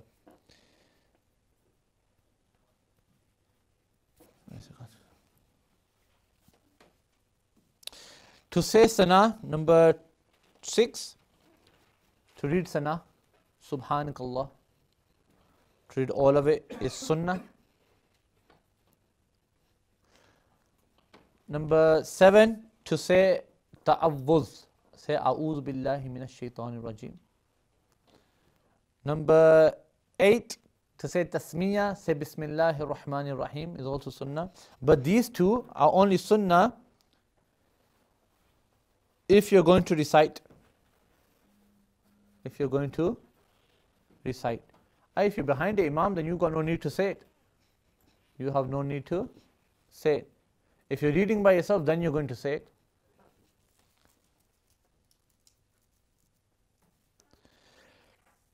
To say Ameen is sunnah. Number 9, that is. What's that? We're going to tell you now. He'll tell you now. Because it's going to class it as a separate sunnah. To say Sami Allahu liman hamida, tahmeed. This is also sunnah. And you can include Rabbana lakram, but I think it might come further again. And then number 11, to do israr, which is to make them silent, quietly. Yes? You don't say out loudly. I told you that joke, didn't I, about the imam? Yeah? The imam who led prayer once, and he was asr, and there was a person behind him, and he had to maybe make up a rakat, and obviously after asr the imam did dua loudly. So this person came to him and said, your Lord's not deaf, that you have to do dua loudly. Yeah. The next prayer came, and the imam this time started reciting Surah Fatiha. That same imam behind him said, Ameen. Yes? This imam broke his prayer and said, has the Lord become deaf? It's an actual true story, you know. Happened in Bradford as well. We know the person who did it. He was a frantic caller on Ummah channel. That's all I can say. He used to just carry on talking. Mr. M. Khan. People still don't know who he is, so that's a good thing.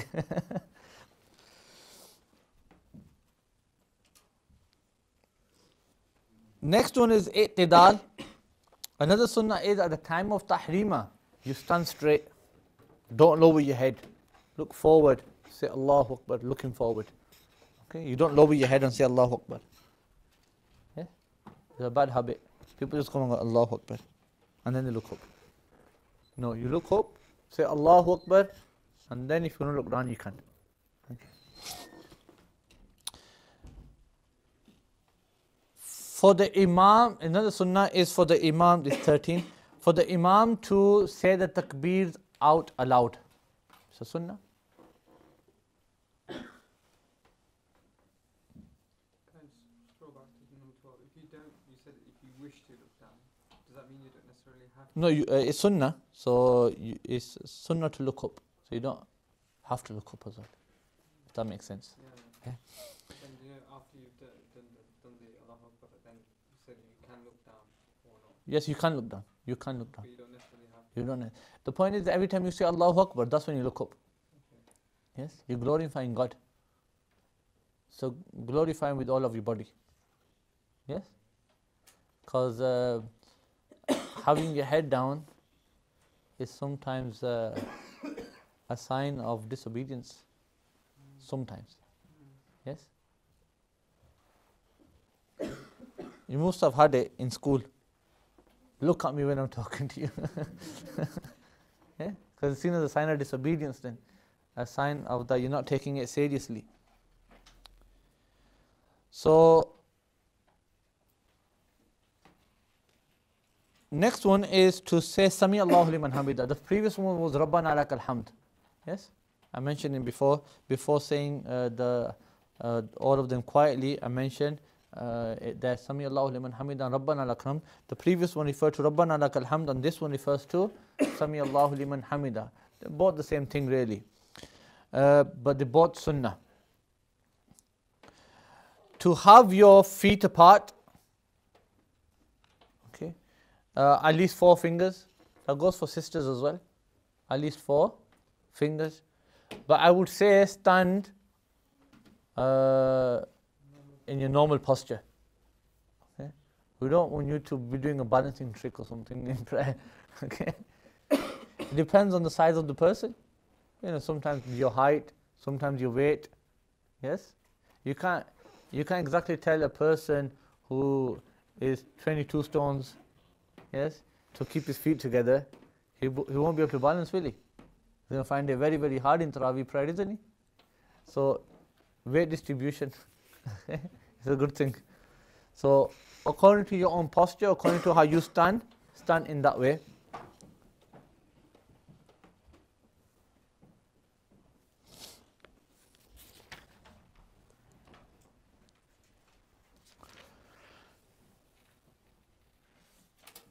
Another sunnah is that, remember in the prayers you have to add a surah to Surah Fatiha, don't you? Yes? It's wajib to read either a surah or 3 verses of the Quran after Surah Fatiha. He says, that surah, in Fajr and Zuhr namaz, you should make it from Tiwale Mufassal. Tiwale Mufassal. Tiwale Mufassal are those surahs from Surah Hujurat to Surah Hujurat to Wassama'i Zatil Buruj, Surah Buruj in the 30th para, for 29th para to the 30th para. So from Surah Hujurat is in the 29th para and Surah Buruj is in the 30th para. So this is Tiwali Mufassal. Why do we call them Mufassal first? They call Mufassal because doesn't the chapter finish slightly quicker than Surah Baqarah? Yes? You're getting those headings a lot more frequently, aren't you, towards the end of the Quran? Yes? So we call that Fasal, a section, chapters. Okay? But these first few from Surah Hujurat to Surah Buruj are called Tiwal Mufassal. They're called Tiwal because compared to the end of the Quran, these are still slightly longer surahs. Yes? For example, Amma Yatasa'alun has 40 verses in it. Long surah, isn't it? But not as long as Surah Baqarah, which spans more or less over 3 spare. Yes? It's not as long as it. So they're shorter, but from the short surahs, these few from Surah Hujurat to Surah Buruj are still long. So sunnah in Zohr namaz and in Fajr namaz to recite from them. Fajr namaz, because it's sunnah to recite 40 verses, 20 in each rakat. And also because people tend to get up a bit slowly, yes, and can get late, so they have time to reach the prayer as well. Zohr namaz, similar reason, people be working, and sometimes shops, customers, and you're dealing with people, and if the namaz is short, then you can sometimes miss it. So try to do a longer prayer. So that's one of the wisdoms behind it. And in Asr and Isha, you should recite from the Awsat-e Mufassal. Awsat-e Mufassal are from Surah Buruj all the way to Lam yakunil lazina kafaru min ahlil kitab wal mushrikina munfakina, all the way to there. Yes? Inna anzalnahu fi laylatil qadr, up to there. Okay. These are all called Awsat-e Mufassal. Yes? They're getting slightly shorter now, but not as short as those surahs that are right at the end of the Quran. So in Asr and in Isha, you recite these surahs. The wisdom behind them is Asr is a time normally when you finish work, don't you? On a normal day. It's generally like a lazy time. So what happens is that you can still come to the prayer because it's slightly lengthy, is average, but it's not too long as well. It's not as long as Fajr prayer, so that it doesn't become a burden upon you as well. See the wisdom in it. Isha, same. Again, it's a time of laziness, isn't it? You want to go to bed, you want to go to sleep. So you get to Isha prayer, laziness in terms of that you're just being lazy to get there, And when you're in prayer, it's not as long as Fajr prayer. So to say that you're going to be there all night and hoping when the Imam is going to finish. Yes? Happened to a Sahabi, didn't it? That he used to come to a prayer and the Imam used to always read long surahs. So he went and complained to the Prophet. That's when the Prophet ordered the Sahabi and all the Sahaba that shorten your prayers. Yes? And it's actually a sunnah that namaz should be short. Okay? But in this day and age, you sometimes have to go with the people as well. Yes? They tell us to do it longer sometimes. But the Prophet said, take care of all people. You have children, you have elders, you have people who are ill. And maybe also keep it, average. As for Maghrib, then you read them from Kisari Mufassal. That is from Lam Yakun Illazina Kafaru. The surah after is Iza Zulzilatil Ardu Zilzalaha. All the way from there till the end of the Quran. Yes? From there till the end of the Quran. This is where you will now recite there. Why? Because Maghrib has a short span of time, doesn't it? Yes? Sometimes in the UK you only have about 45 minutes. You don't want to start Surah Baqarah in that, do you? So that's why. So the wisdom is there, that is a quick prayer. So read it with short surahs. Okay, so that's the sunnah there. I explained all of that. Regardless of, even if you're a traveler, you still read these surahs. You can read these surahs if you're a resident rather. And if you're a traveler, then you can read any surah. Number 17, I think it is. To lengthen the first rakat over the second rakat in Fajr.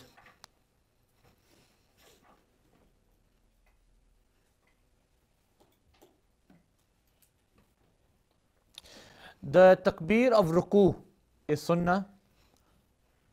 And the tasbih of ruku 3 times is sunnah. Subhana Rabbi Yal Azim. This is sunnah. To hold your thighs in ruku is sunnah. And for men, they should spread out the fingers. When they hold, not the thighs, sorry, the knees. When they're holding the knees, they should spread out their hands and hold their knees firmly. But for women, they don't spread them out. You keep your hands together. And you will erect your shins. Don't bend your knees. That's what he's trying to say. We see a lot of people, they bend their knees. Yes? If we don't bend, it's not sunnah to bend your knees. So we don't do that. And in ruku is sunnah to spread out your back. Spread out your, this is for men by the way. Spread out your back, so your back is level. That's another sunnah, so that your head is level with your back. Yes, completely straight. For sisters, you go as far as you can. Yes, and lower yourself. Okay, and you won't spread your arms out. You'll keep your arms in ruku as well. And for men, they tend to just spread out a bit, don't they? For women, it'll be you keep your arms together. To come out of ruku is sunnah. To do qiyam is sunnah. When you stand and you come out of ruku and then you stand, that is sunnah. To place down your knees first, then your hands, then your face. This is all sunnah. Going into sajda. So your knees go first, then your hands, then your face. And with your face is your nose first, then your forehead. Nose first, then forehead. That's all sunnah. And when you're coming out of sajda, you do the total opposite. So if you're going to stand up for the second rakat, you do the opposite. The opposite is sunnah. What's that? To lift your forehead first is sunnah, then your nose, then your hands, then your thighs, and then you don't lift anything. Okay? The takbir of sajda is sunnah.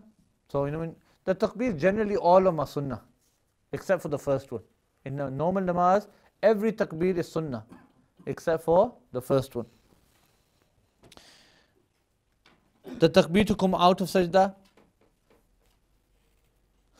It's sunnah to do sajda between both hands, i.e. your hands are there and you are doing sajda in between them. The tasbih of it 3 times, Subhana Rabbiyal A'la, is sunnah. It's sunnah for men to keep the stomach away from their thighs and their arms away from their sides and their forearms from the ground. Sunnah for men. And for women, they put all these together with their forearms on the ground. Okay. So that you stick, your stomach is stuck to your thighs, your forearms are stuck to the ground, and your upper arms are stuck to your sides. Yes, so you're completely closed in. And I told you about the feet as well. You won't erect your feet, rather you keep your feet to the side so that your shins are touching the floor as well. Okay? Because if you're bending your toes, then your shin cannot touch the ground, can it? Your shins will be raised off the ground. So to fulfill that, you have to let go of bending the toes. Yes? So you sit down in that manner. Do sajda in that manner. Okay.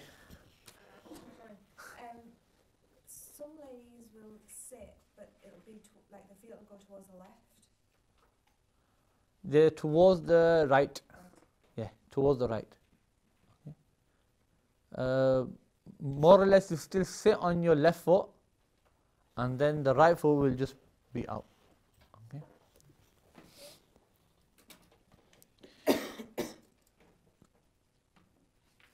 Jalsa is sunnah. Jalsa is sunnah. I.e. between the two sajdah, when you sit down, this is sunnah. In a fard namaz is mustahab to say Allahumma gfirli, yeah, and nothing more than that. In nafil prayer, you can do a whole dua there if you want. Yeah? Allahumma gfirli wahdini wa najjini, and carry on. Okay? But in fard prayer, is mustahab just to say Allahumma gfirli, oh Allah forgive me. To place both hands upon your thighs when you sit in between the two sajdah, that's a sunnah, just like you say in tashahhud. For men, to make your left foot your floor and you sit on it and erect your right foot, this is sunnah. And tawarruq, what I just described to you, that is called tawarruq for women, where you put your left foot and the right foot towards the right side. That is called tawarruq. Is mustahab to do ishara, indicate, lift your finger up when you say ashhadu an la ilaha, and put it back down at illallah. Okay? And in the books of fiqh, there are various methods of raising the finger. Yes? I say do all of them if you can. Not in one go, but change it. Have a bit of not fun in salah, but bit of excitement in salah. Yes? But as Hanafis, we don't wiggle the finger though. Okay? We don't do the opera. Okay? I.e. we raise it, yes? And then we can put it down. Put it down, that's one method, and you keep it like this. Yes? Or you raise it with your finger, and then you put it down and then let go of the whole hand. That is the second method. Okay? So one method is like that. One method is just to raise it like this. Okay? Just put it down and open the hand. Opening the hand is a separate debate in itself. So you have two, which means more methods of raising the finger. Yes? One is raising the finger. How do you do it? Do you make a circle, so like this, with the circle with your thumb and your middle finger, and then raise it? Okay? Or is it just done as a fist? It's narrated as a fist. That's just a fist, isn't it? And you just raise your finger and then you put it down. Okay? Then there is that you just raise it without doing that. Then there's the ikhtilaf that when you do raise it, do you open your hand up again? Yes? Shami Ibn Abidin thinks that you don't open your hand again. He says you just put it back down and leave it. But our other Imams have said that you open your hand. You open your hand. But I like to bring them in the middle. Because the Prophet ﷺ, the Sahaba rather narrated that he raised his finger. Yes? He raised his finger and put it down. Yes? It was putting down of the finger, so they never really narrated regarding opening of the hand. Yes? And I say, to bring in the middle, is that you raise your finger, La ilaha, and then put it back down at illallah. Okay? But keep it like that. When you say Abduhu wa Rasuluh and you're going to carry on reading, then open it. Because we know they're talking about the tashahhud dua, aren't they? Yes? So then open it and carry on. Yes? But Imam Ahmad Reza Khan says that you raise your finger like this with the circle, raise your finger and open it completely. Okay, that's what he wrote. Point is, Shami actually writes in his Risala, there are so many methods, yes, and he mentions a few like that I mentioned to you, that in one rakat you should do one thing and in another rakat you should do another. Yes?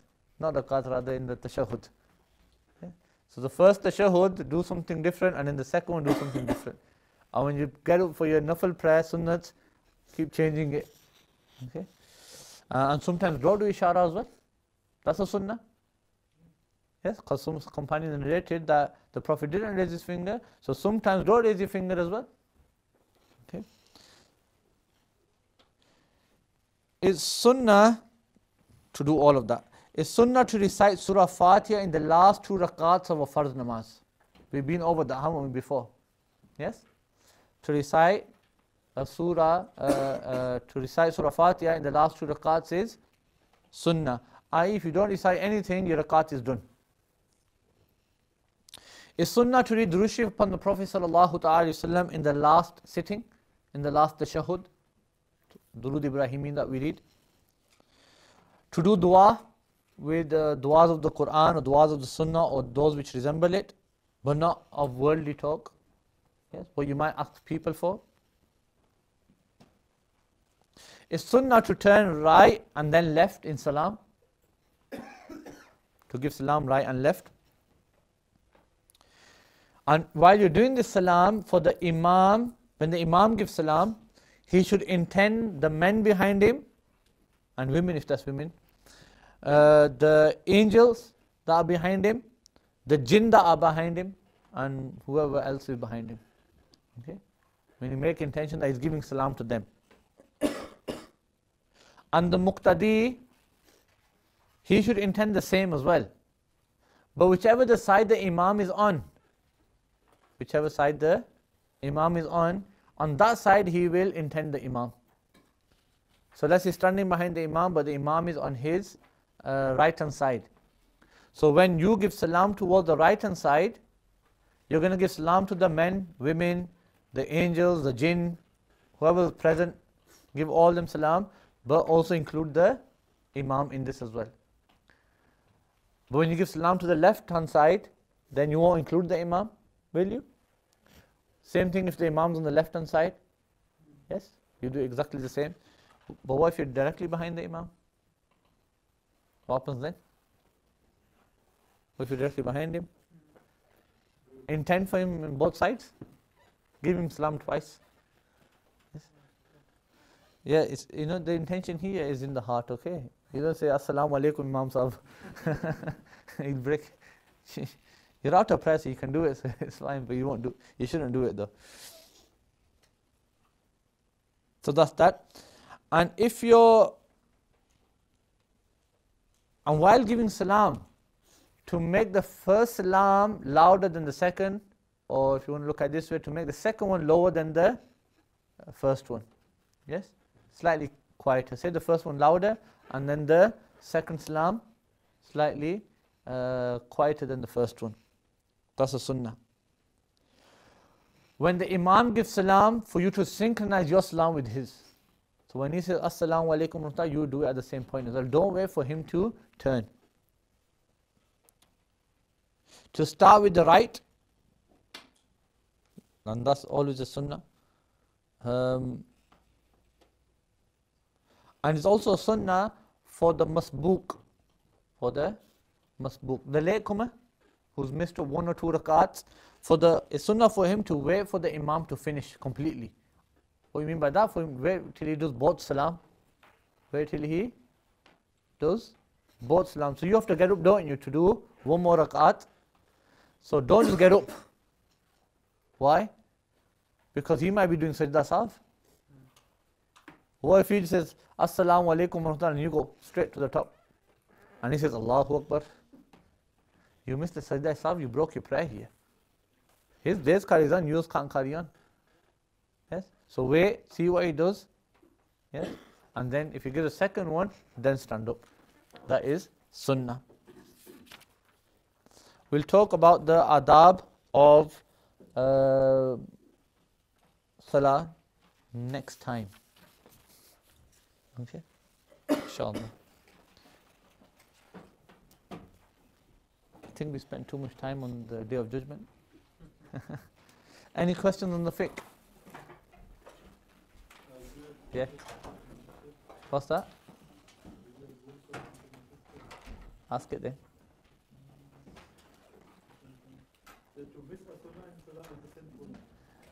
It's not sinful, no. Intentionally, you shouldn't though. Intentionally, you should not miss a sunnah unless there's a reason behind it. That's all? One of the sisters asked, is the foot vertical or pointed to the right for women? I think you mean when you sat down. When you see in Jalsa, it's not standing, it's not erect. Okay, so it's horizontal. Can they sit on it as well?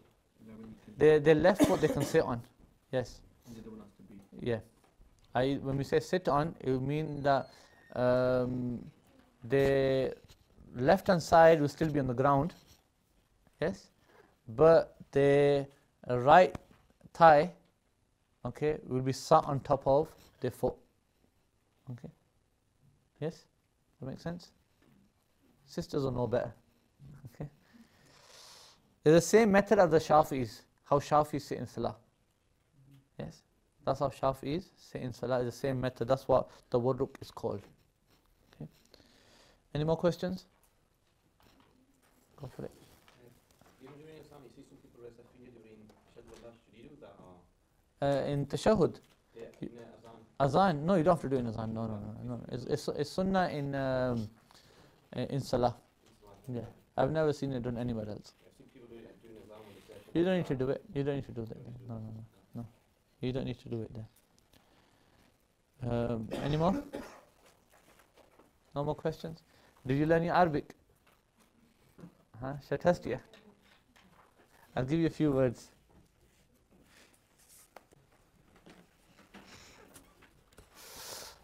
Right, I'm going to say them, I'm going to speak them, and you're going to tell me. I'll ask the boys first. Hada baytun. This? That what it translates as? Is that what it translates as? It's a sentence, isn't it? This is a house. What will hadal baytu be? This house, okay?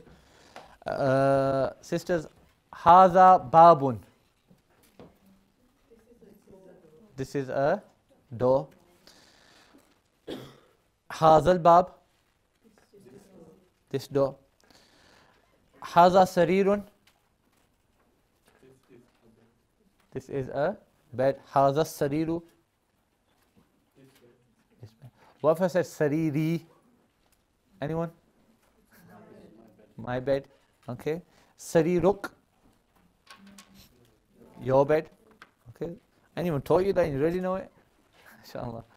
Right, I'll teach you how to ask a question. Yeah, keep practicing those words as well, but how we ask a question.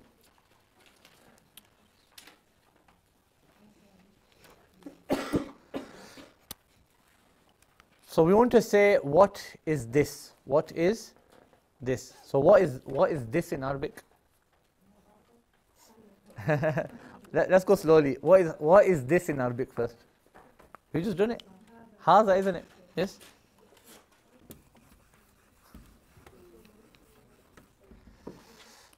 So haza means this. Yes? To ask what, we add a ma. Okay? We add Ma. What does it translate as then? What is this? We don't have question marks in Arabic, but I just put one there.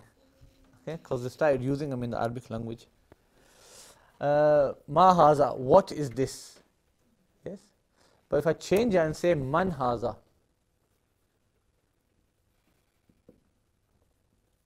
oops, put ain instead. How would that translate? Who is this? Who is this? Ma is used for things generally, by the way. Things which don't have intellect. Yes? You can't say, what is this to a human? It's like disrespect, isn't it? Yes? Two friends and there, and you say to one, what is this? It's disrespectful, isn't it? So you'll say, man haza there. But shall I tell you a secret? Fankihu ma taaba lakum minan nisa. Allah subhanahu wa ta'ala says, marry whatever you like from women. Okay? Yes?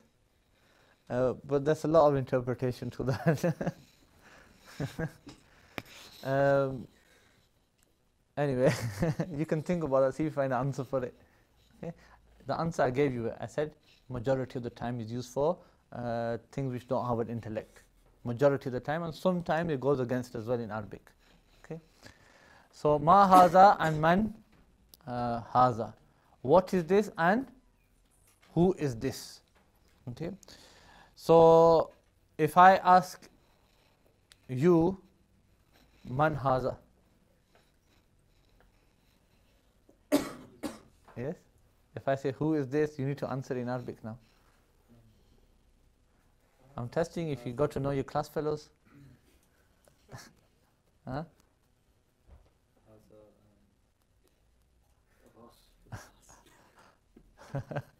Haza Adami min wuldi Adama. And this is a man from the offspring of Adam. That's an easy way of answering if you don't know the person's name. Yeah, Abbas. Yes, we'll say Haza Abbasun. And similar for the sisters, answer in the same way. Yes. Haza Maryamu, Haza Hindun. Yes, or you say Hazihi, not Haza. Hazihi. That's a slight difference, okay? So that's for male things. If it was something feminine, you say Ma, Hazi, He. Yes? Or Man Hazihi. Yes? What is this if it's something feminine? Yes? And Man Hazi, He, if it's a girl, you say who is she? Who is this girl, with meaning she instead. Okay? So it's a question. But we stick to the first one here, ma haza. So if I point towards the house and ask, what is that? Yes? If I point towards the house, okay, and say ma haza, how would you answer it? Haza baytun. So the answer is haza baytun. Yes?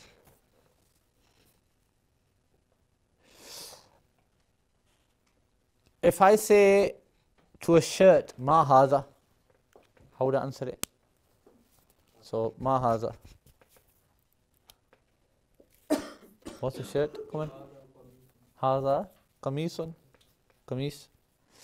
If I point towards a chair and say ma haza, how do you answer it? You remember that one? Haza kursiyun. We're always fighting over the chair. If I point towards a pen, how do you answer it? Haza qalamun. If I was to point towards a star, ma haza?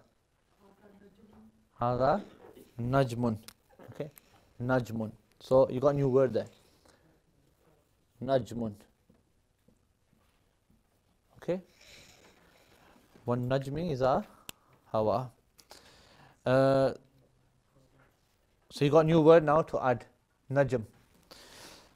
But what if I want to ask you a question, not in regards to what the thing is, but in regards to the reality of something? I am confused. So I'm going to ask you something, that is this a book? Yes. We say ahaza. What do we say? Ahaza. So if we change it, that was what is this? I'm asking you, I don't know what it is. Yes? So I'm saying, what is this? Then you answer, haza baytun, this is a house. Yes? But here I have a doubt. Or I'm maybe asking something that I'm not sure about. Yes? So regarding this house, if I say, haza baytun, that means, is this a house? Is this a house? How do you answer it? Yes? That's the word I want you to learn. Na'am is yes. Na'am is yes. So you can say, Na'am haza baytun. Yes, this is a house. La. La. No. Maybe it's a shirt or something. So you say, La haza qamisun.